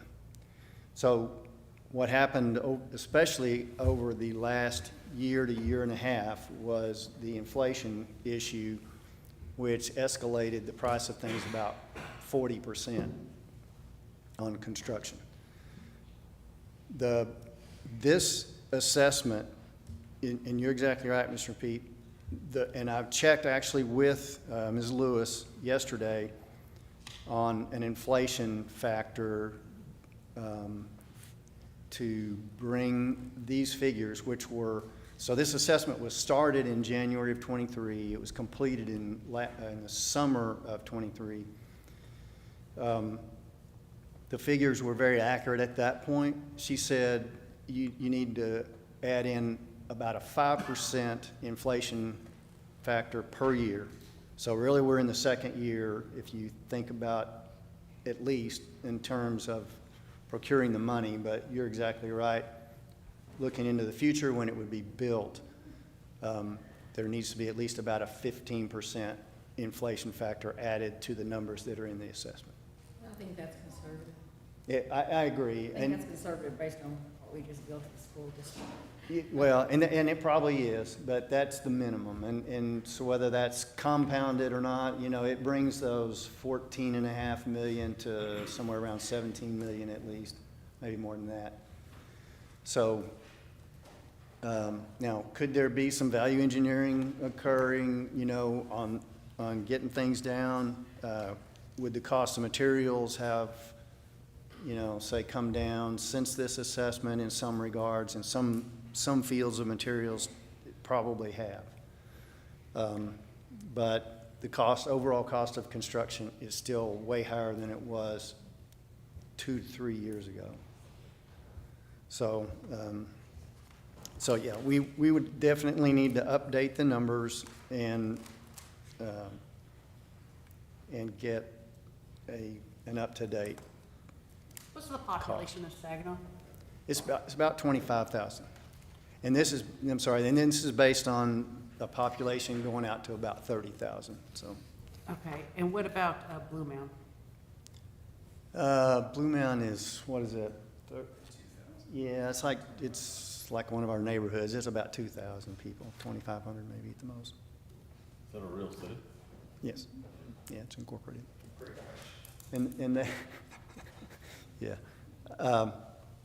And they account for about 2 to 3% of our activity out of the shelter.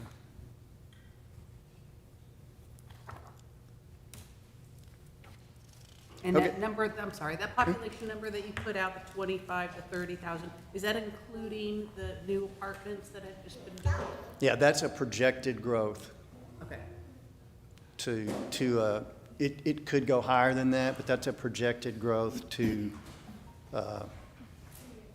in the next 5 years. And do you have a number about how many families own dogs, how many houses, how many dogs in the population in that? So that's a good question. So so as of this assessment last year, Animal Arts estimated that there's about 24 dogs per 1,000 people. I'm sorry, 24? 24 animals per 1,000 people. That's not counting community cats. But that's about how many that that's about how many that we would have input into the shelter, not how many that exist. So you're talking about somewhere close to 700 animals that we might handle through the course of a year. So I'm sorry, you said 24 animals per 1,000? Per 1,000 people is how many we would handle through the shelter, yeah.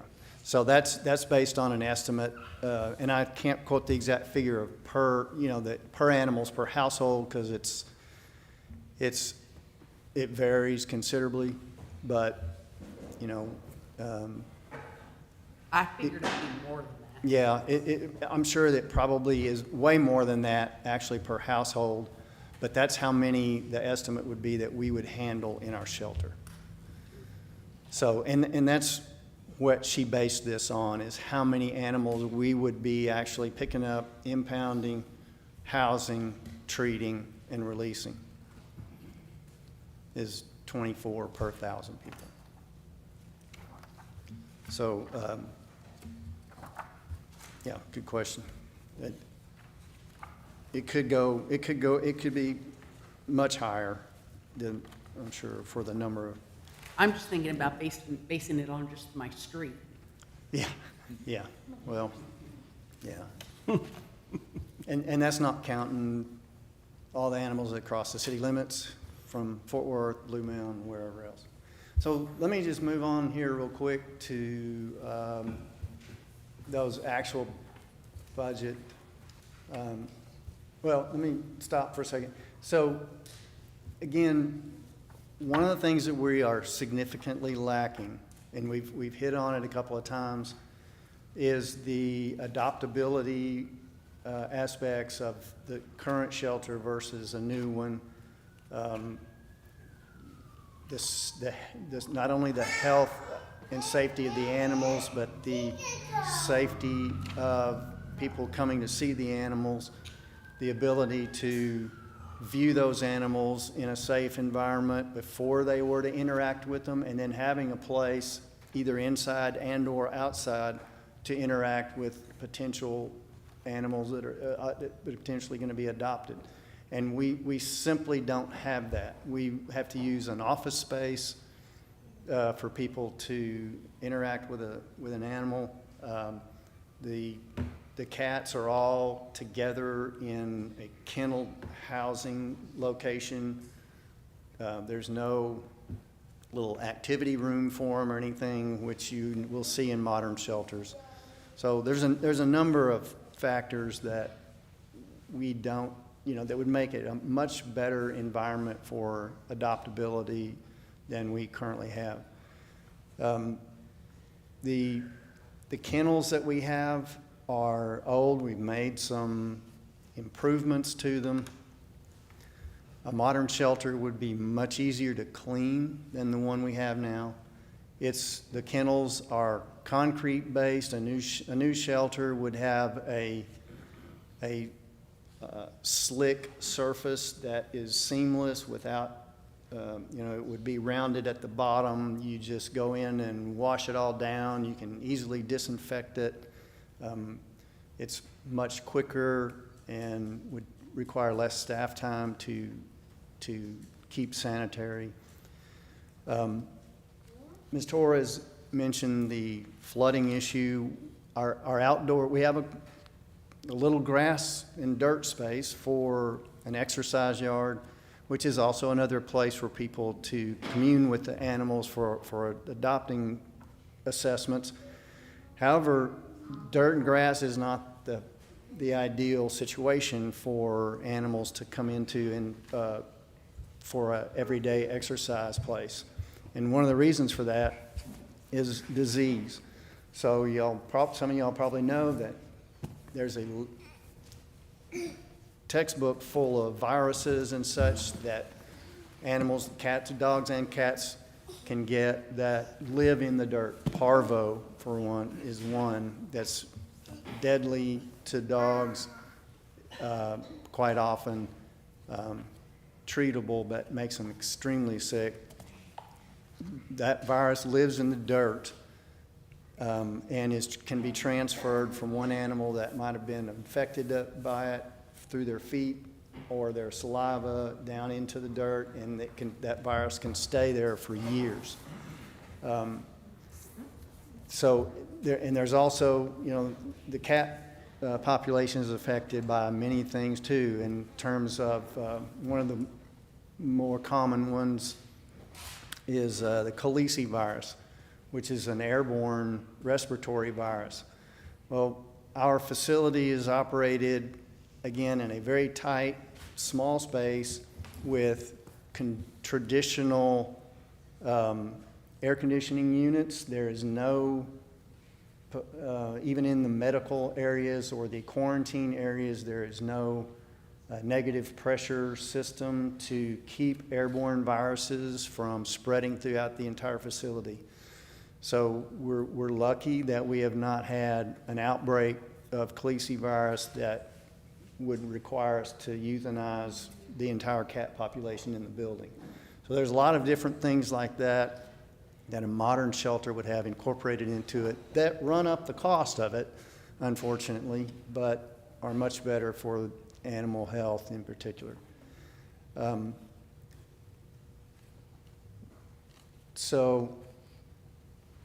Back to, there's a detail of these budget options. Again, this was kind of best case scenario from option 1 to option 4,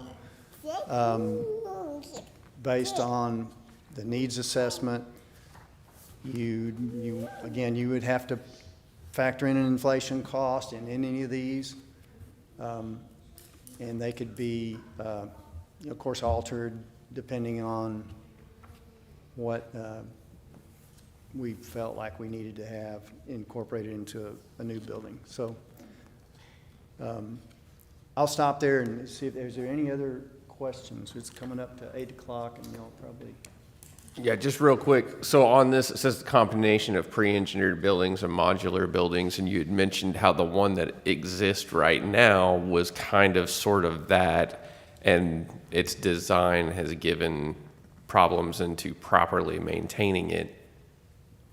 Just going to assume out loud, we're addressing that with any new facility. Yes, so that's a great observation, and the pre-engineered buildings that's referred to here would be buildings that either specifically are designed to be animal shelters, or they would be modular metal, basically metal buildings that we would finish out inside, and they would be a high-quality steel that can be insulated in a couple of ways that would be, cost-effective and efficient. The modular buildings on that option in particular mainly refers to things like a sally port, which we don't have, which is another feature that modern shelters should incorporate. And if you know what a sally port is, it's basically a garage door. Ideally, they would have garage doors on both sides that you would pull in, close those doors behind you, and be able to unload animals out of the truck, take them into a portable kennel, and then take them into the building, into wherever they're going to go for their vet assessment.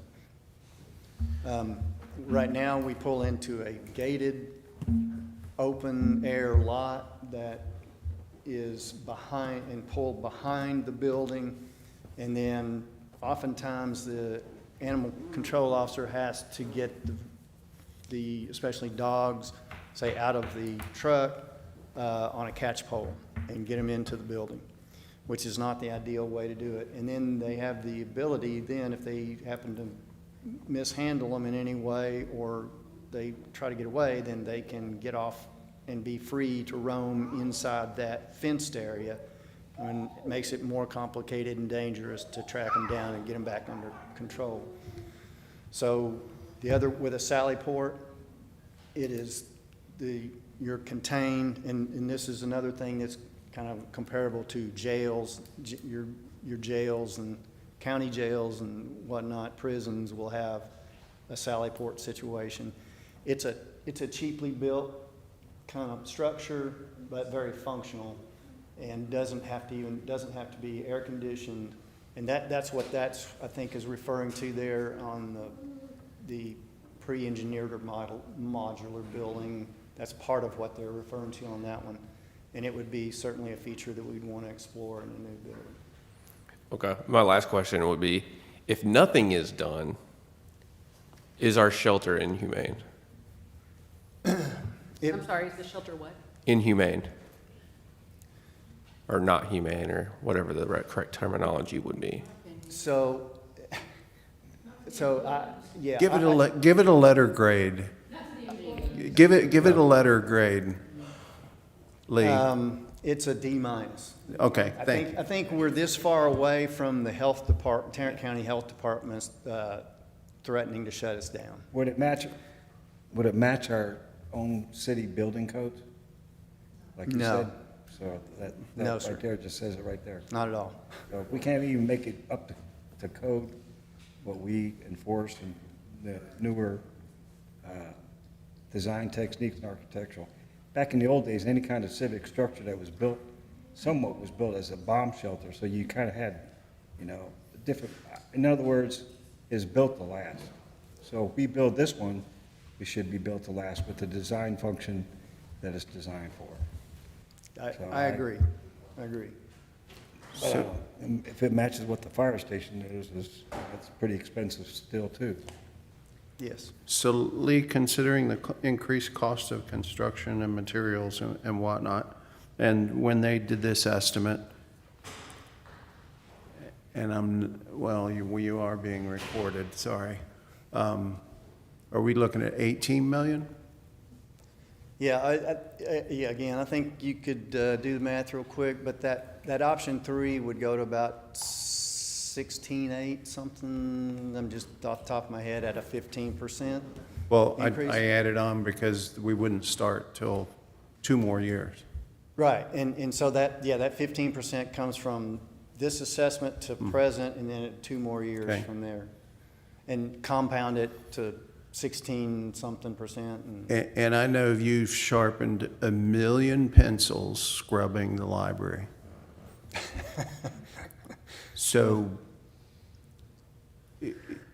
I know some things are out of, like COVID threw everything into a whirlwind, but is that your best estimate so we don't have to start scrubbing and go to 30 kennels, or, you know what I mean?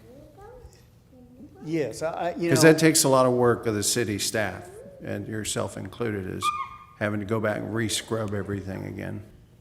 Well, I think the assessment in terms of the workload and implementing best practices and that such to reduce the population, I think that's spot on.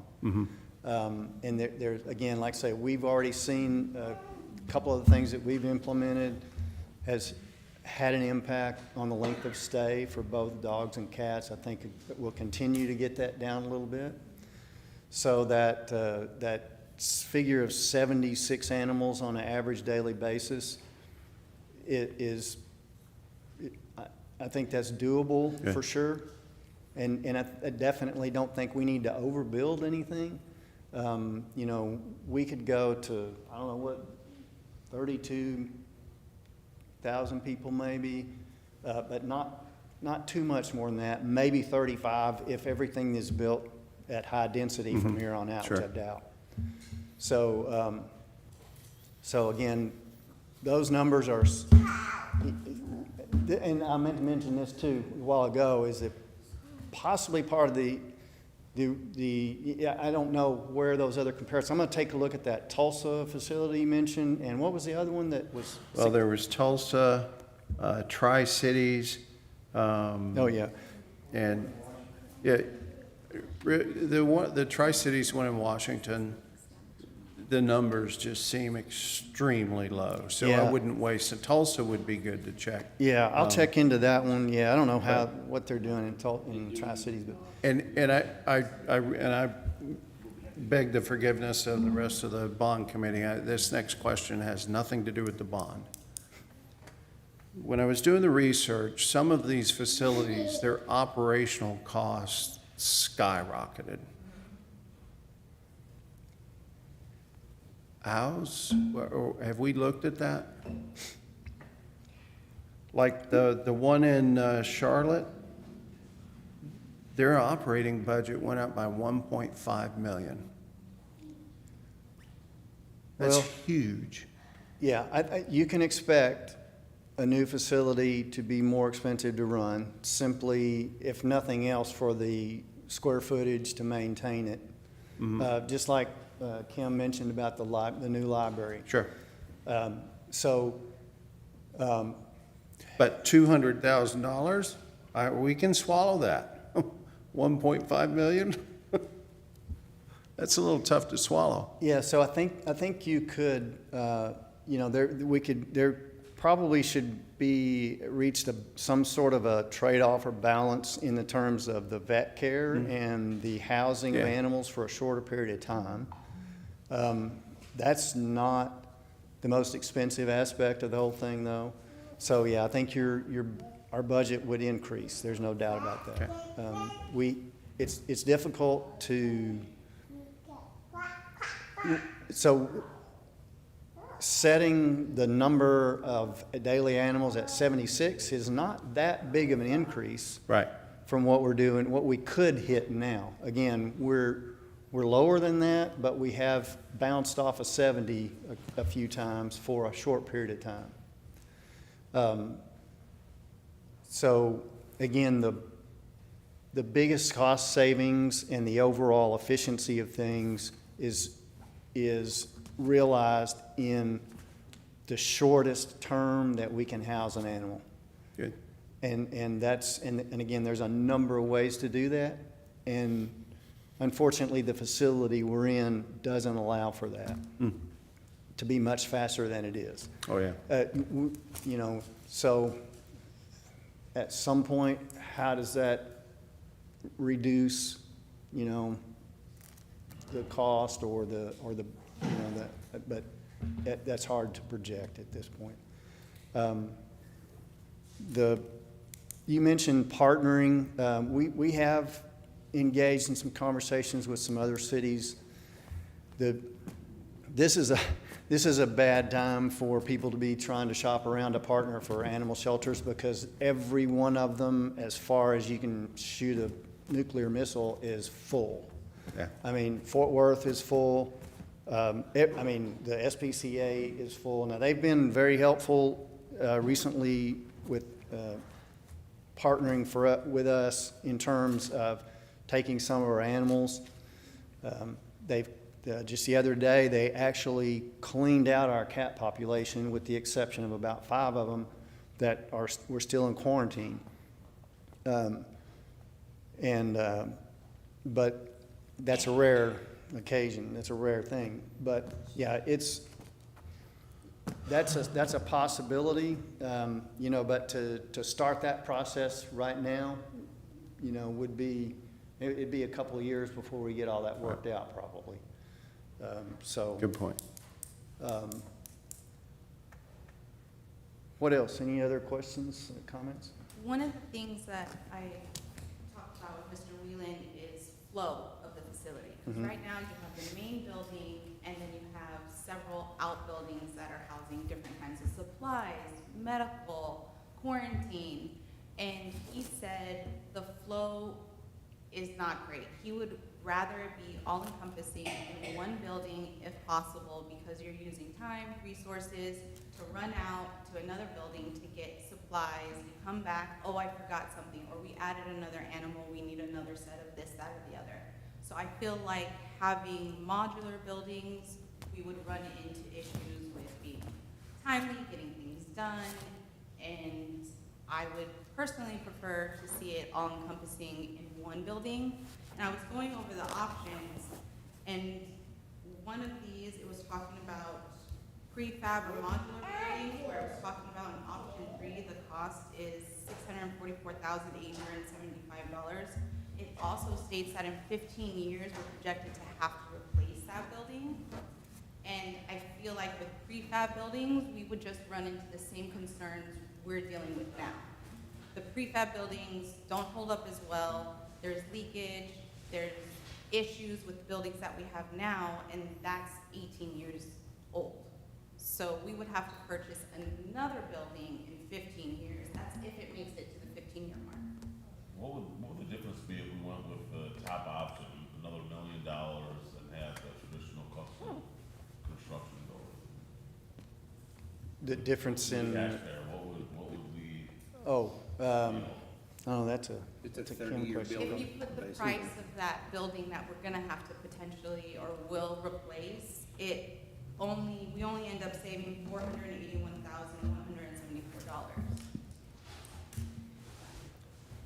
Yeah, there's not, on the scheme of things, percentage-wise, a huge difference in option 1, 2, and 3. So, and again, I'll point out too, for the purposes of comparison on some of those other construction costs, this is including everything to get to open. So that's the architect, the engineering, all the civil stuff, you know, every bit of the design, furniture, fixtures, and equipment, and the construction. So what we may, you know, just to say that we may not be comparing apples to apples with some of the construction costs on some of those other examples, but I'm just saying, instead of going with a value option, it might be smart to go with the base option. I would agree with the base option. We're gonna spend almost $15 million, might as well spend a little bit more. And we'd have to replace that building. How long does the building last between the base option and like the value options? Like, are we talking about, you know, 20-year versus 30-year difference? It's 10, because you have a building that lasts 10 years longer and only spend this much more money to do it, just seems like the. Is it gonna need to be replaced before we've paid off the bond? Correct. The longevity of a regular build or traditional building is gonna be longer than a modular building. Yeah, But also, he had mentioned that the current one was not built modularly to be a animal, to house animals and be a shelter. It was not really designed to do that, that I think that we're gonna get some design features with the flooring and with the walls and with the maintenance, because again, it is gonna be for housing animals. There is going to be ongoing maintenance. It's going to get dirty. It's going to smell at times, you know? There's going to be water that gets in places and things like that. That's to be expected. There might be some trade-off with, you make it to where it's a little easier to maintain with a little bit cheaper materials, because you are gonna have that ongoing every single year, you know? But at the same time, I agree with Adele. We don't wanna come to have another bond election and we haven't paid this one off.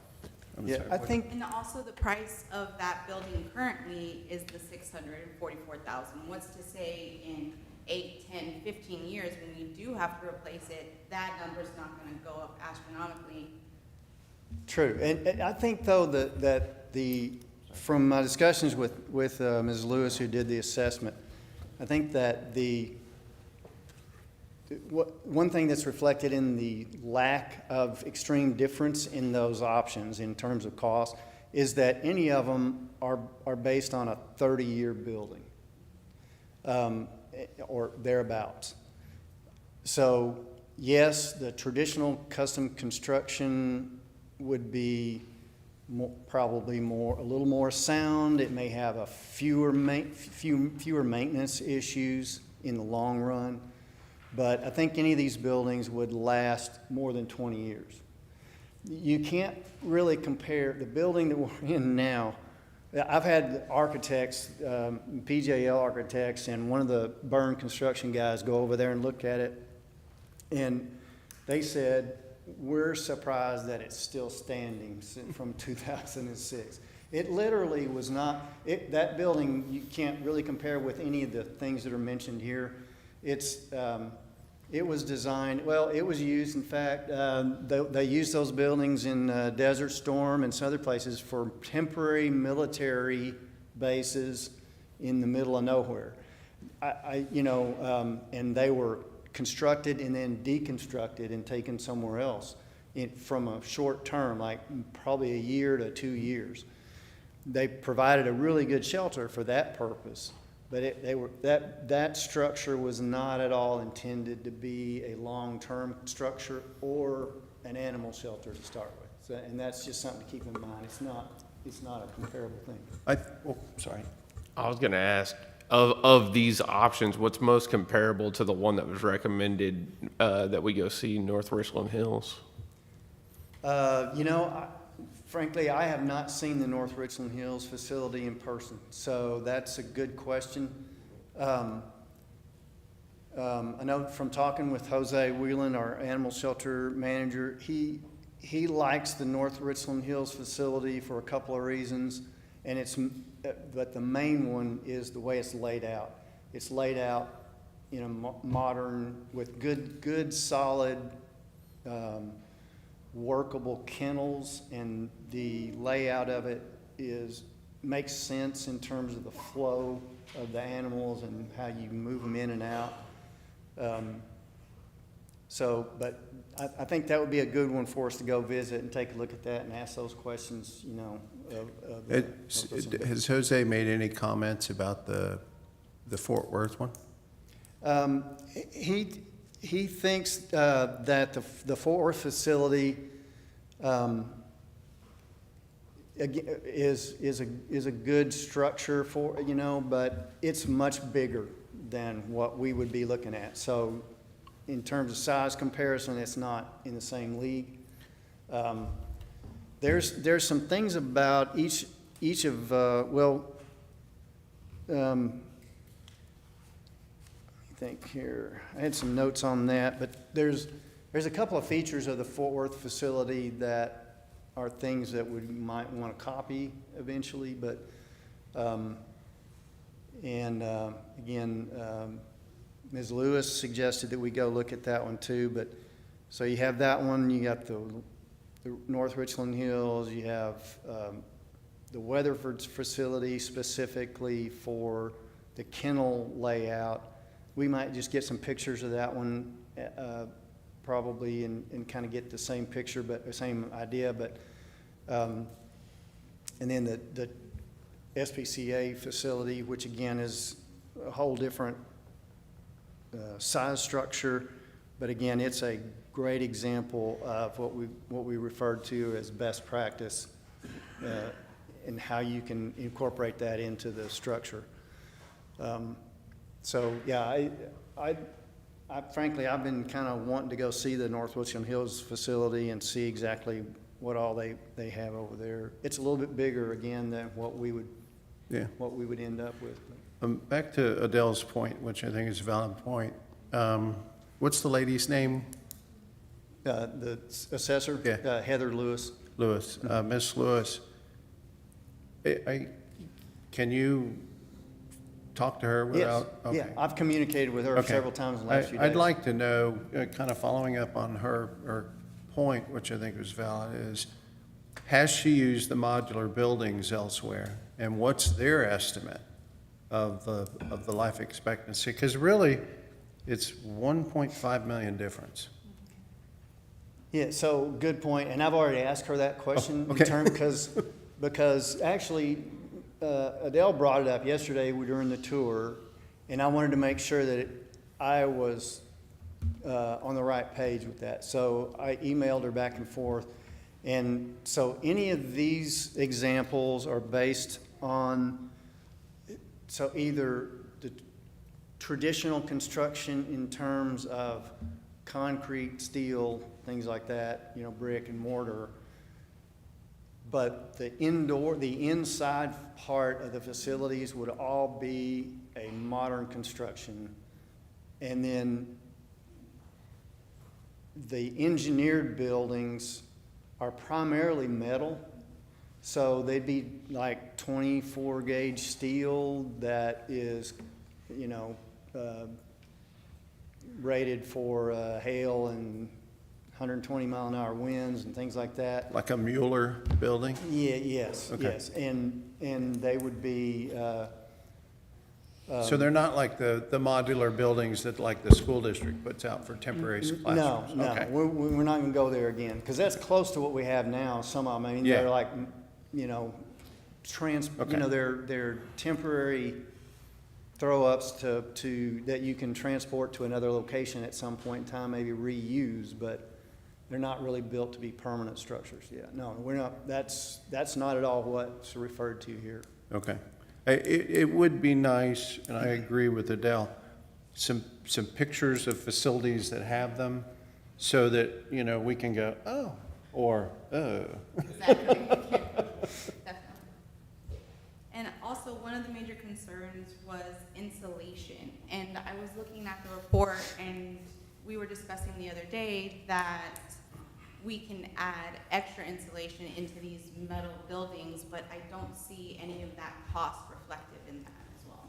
Yeah, so it's not detailed on the budgets, but that's another question I asked Heather yesterday, or day before yesterday, on that one. And so they would probably have spray insulation like we saw in that one little outbuilding that we have, only better, thicker R factor.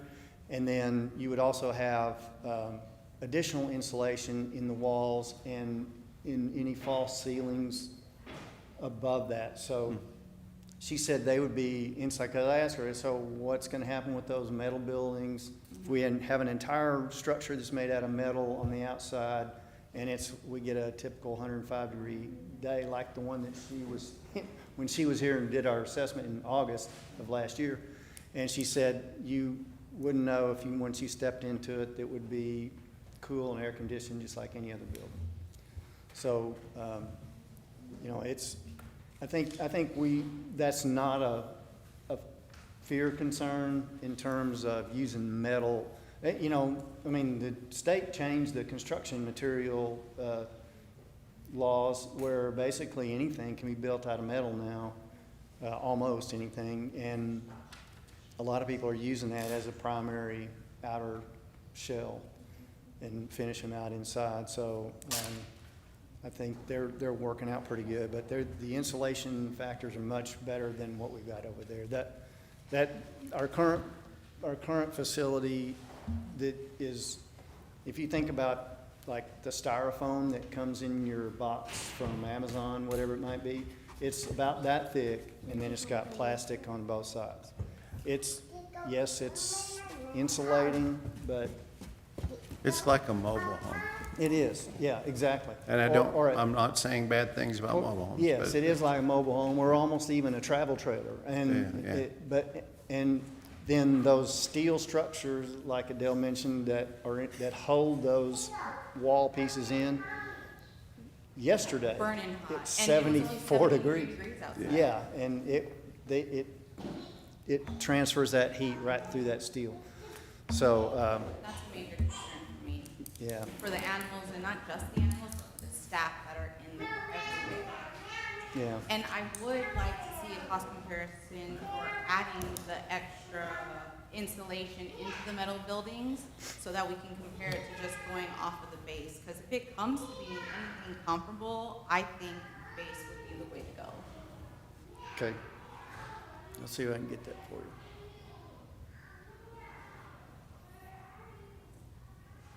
So I'm going to be the party pooper. If no one else has any questions, what do you want, what are the next steps that you want us to do? So if we could, I talked with Mr. Pete about our next meeting. If we could set a date, if Tuesdays work, maybe the 17th, December 17th, that'd put us a week out from Christmas. That work for everyone? Could we do the 10th? Could we do the No. 10th? The 10th, I know Mr. Pete was gonna be out. We could do Monday the 16th, would that work? Really, any day that week, I think we'd be available with enough notice. So our topic next time would be streets, park improvements, and then we'll talk, we kind of mentioned next door, but there's a presentation that I'll send out to the city council of renovating the existing library to move building inspections, code enforcement, and public works, the vast majority of public works over there. So the good news there is we have an existing facility. It needs some work, approximately $5 million, but, you know, we have the land secured, and it's just a matter of when. So, yeah, streets, parks, and that facility would be our next topic. But, yeah, tell me a day, and happy to get it scheduled. The reason I emailed Kate is, on the 6th is Steph Granson's graduation from Marine Corps Depot in San Diego, so that's kind of like 4 generations. That's not real Marine. That's not real Marine. So that's why I had already made plans for that for from the 11th, 12th, and 13th of December. You know, that second week in December, that Tuesday, 11th, 12th, 14th, I'll be back. And so you mentioned the 16th? Yeah, we could, if that would work. The first week of December, we have a city council meeting on the 3rd. We could do a day that's not a Tuesday that week, if that worked, you know, a Monday or Like the a 4th? Thursday, or is that a Wednesday? That's a Wednesday. Yeah, I think we can make that work. Wednesday the 4th? Okay. You'll be gone? Okay, never mind. I'll be on the 3rd of December. Is there anybody who can't make, oh, you can't make the 16th? No, I can do the 16th, just not the 17th. 16th? 16th? 16th? Okay. Anybody can't do the 16th? I'll tell you what my thoughts are. I'll share those with you. I'll be in South Carolina, so I won't be here. I'll send the information out. The cool thing about streets, the city council approved a pavement assessment a couple years ago. So we have very objective information related to streets based on quality and condition that we'll present, sidewalks as well. And if you have any other questions, please let me know. I took notes on the request for information. We'll send that out to everybody and look forward to seeing you next time. Are we gonna be able to have a follow-up meeting regarding the animal shelter? Yeah, Like, it feels a little incomplete. Sure. I think probably we'll schedule some tours. Yeah, definitely, we want to schedule some tours, and if there's any, additional information that you think of between now and the 16th, Long Beach, you can meet and And I've never met Jose. If he can come to when we're gonna discuss it, I think that would be fantastic. Great. Yeah.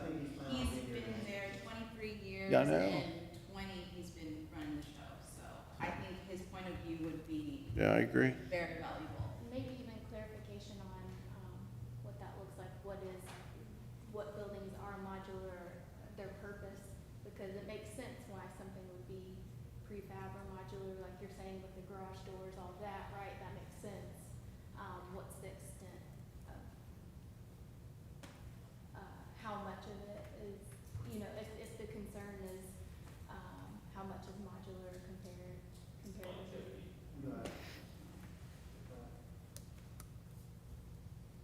Yeah. So then you guys will be getting with us to schedule out group tours or?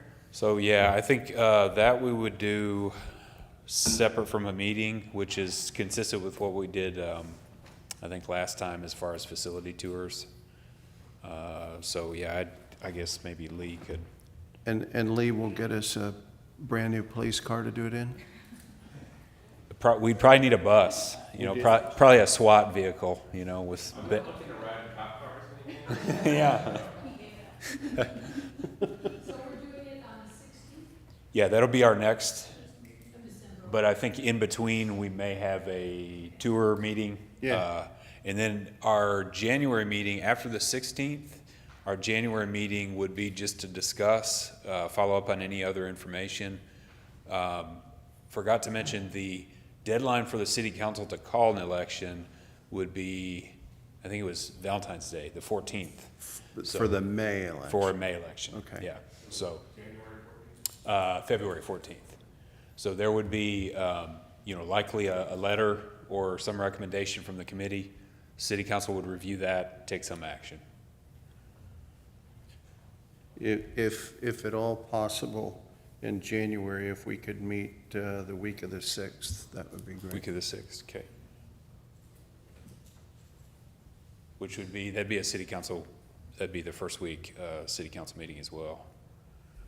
But yeah, But I'm just one person, so. no, I think, yeah, it'd be helpful now to kind of figure it out. Yeah, so the 16th definitely. Do we want to try to set a date? Can't be, I think the 5th is a Tuesday, because that'd be a city council meeting. In January? Yeah. No, it's the 7th, it's a Tuesday. 7th is Tuesday, okay, so. Plan on January 6th tentatively for January meeting? It works for me, Okay, but I'm just, again, January 6th, yeah. if David can't come, then make it when he Yeah, that's can. all right. So we're gonna have to have a committee chair, right? Like we did last, got our charge from the Yeah, that would council, be, and we had a chair. you don't have to have a chair. I think that's what the group did last time. Yeah, that way Travis had to be the one to write the letter to council. Right, And but- explain anything. Well, all the committee members signed the letter, and I think we're all in agreement, so. No, I'm just, staff's here to present information, so whatever the committee wants, we could probably tackle that next meeting. Unless you want to do that now, happy to accommodate. But no, you don't have to have one, I know. No, it's not required. I mean, it'd be, if that's what the group desires, be helpful. If not, that's fine too. If not, So- you and Lee are here to ramrod us anyways. Well, yeah. So I think that was just, your predecessor didn't want to have to ramrod us, he wanted us to run ourselves. Well, I promise, I'll tell you all, when we get to January, we'll have to have something to report back to the city council. And it could be, don't want to bring anything to voters. That's fine. That if, I would hope it wouldn't be that. I hope it would be, we're not ready, let's go for November. Sure. And that's, so there's 2 election dates that the state allows, May and November. The reason traditionally the city has chosen May is because those are traditionally local elections. So, whereas November elections are federal elections. Yeah. But, yeah, if the committee wanted to wait or the city council wanted to wait, Hopefully we'll be, Yeah, you need to think about, historically voter turnout with all of that as well. yeah, I think in 21 we had approximately 1,200 voters, which is typical for municipal election, so, yeah. do we know how many we had this couple of weeks ago? Oh, gosh, I don't know in the city limits. We didn't have any offices, so. What's that? We didn't have any, No municipal offices, no. Thank you. Or bond propositions, so, yeah. Several thousand, probably 10,000 if I had to guess, so, yeah. So is there a day of the week, and I don't want to impose on anybody, Sunday, so it could be a Monday through Saturday, that would be good for the majority of folks to take a tour somewhere like to North Richland Hills, maybe a couple places? anytime, but is it okay if we just go? Well, sure, you do it on your own if you want, I mean, that's fine. But, so, Yeah, we can, now, I don't know, I can't guarantee that you get the back room tour, sure. but Are they open on Saturday? Because we, we're not. well, we can probably, with North Richland Hills, we can probably we have a pretty good relationship with them, we can probably get them to do it on a Saturday, if that's, would be best for everybody, or anybody that wants to go. And for those that did go, we'll take plenty of pictures and bring those back to you. But, anybody want to Generally Tuesday for me, Tuesdays, okay?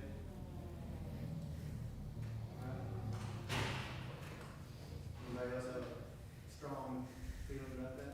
Tuesday's good. What's that? Tuesday. For a facility visit? And do both? Are you thinking about doing both North Richland Hills and Fort Worth? Yeah, Fort Worth or Dallas, either one, and with the NRAs, would be a good comparison. I would say this about the Fort Worth. The dog that we adopted in May was from the Fort Worth shelter, and it would be nice to see, but I don't think we could use it as a comparison for what we would possibly do. It is massive. It looks great on the outside. The amenities they have on the outside, if they scaled it down for us, I think would work very well. When you got inside, it was jam-packed and does have a flow to it. But we adopted our dog, and she had been there for 2 weeks, and it's so big, and they have so many dogs in there that the person that we talked to, who's there every day, went and got the dog and was like, I didn't even know this dog was here. So I don't think that outside of seeing the amenities and the quality of it, I don't think there's anything we could take away from that. And that's just my opinion. If y'all feel differently, you can go down there. But Why did you recommend Weatherford? Why did you recommend Weatherford? That was Heather's recommendation, she was involved in the design of that one. Okay. And she said, while the main part of the facility is old and dated, the kennel area is new and a good example of good kennels, a good design for that part. Okay. So it would be strictly just to see what they've done over, how they've laid their kennels out and what they're using. She also suggested the SPCA facility, again, off the scale, but, again, that was the one that she said is a really good example of a facility that employs the best practice design. In Fort Worth? In Fort Worth, she said that was good. They got a different approach though. They have multiple buildings kind of, and they're sort of, there's pluses and minuses on that one, I think, but And where was the SPCA one that she recommended? It's in Dallas. Oh. Yeah, it's the regional Texas SPCA Okay. office. It's right on the highway, you can see it. Yeah. There's a few more around, we can scout out. Those are just the ones that, off the top of my head, that she recommended, or we have a good relationship with. It- Kellers is pretty small, but it's in with the police department. Yes. Oh, interesting. There's no outside for top dogs at all. So Jose said the North Richland Hills. I Does- believe Norfolk Hills is traditional construction. I would love to go out and see. I think that one should be top priority. If Jose's got another one or two that he would recommend, I mean, I'd really like to hear what he recommends to go see. Yeah, he said the SPCA building would be interesting for everybody probably. Good. But yeah, I'll ask him, I know those two, the NRH and Okay. and the SPCA. What's the size of NRH? The size of the city? The size of the building, how many animals? You know, I don't know the square footage on it, but North Richland Hills is what, like 70 or 80,000 people? Yeah. So, yeah, it's like probably 3 times our size.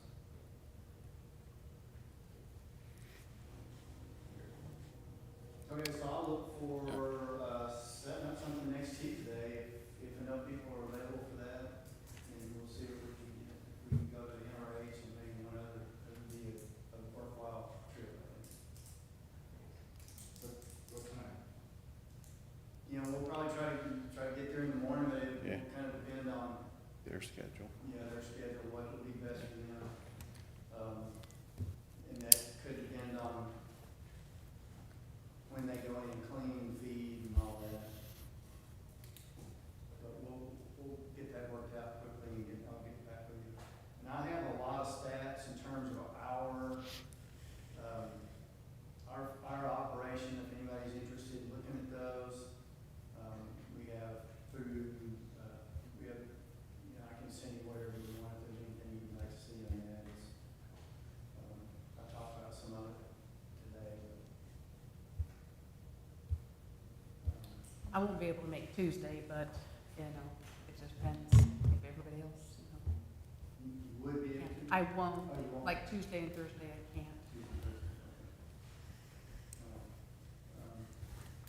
Well, and we It's can- hard with this many people, I realize that. Yeah, I'm sure we could even, set up 2 different times especially for NRH. I don't think that would be a problem. Thank y'all. Yes, thank you. Thank you a lot. Kim, thanks for that info. That was good. Thank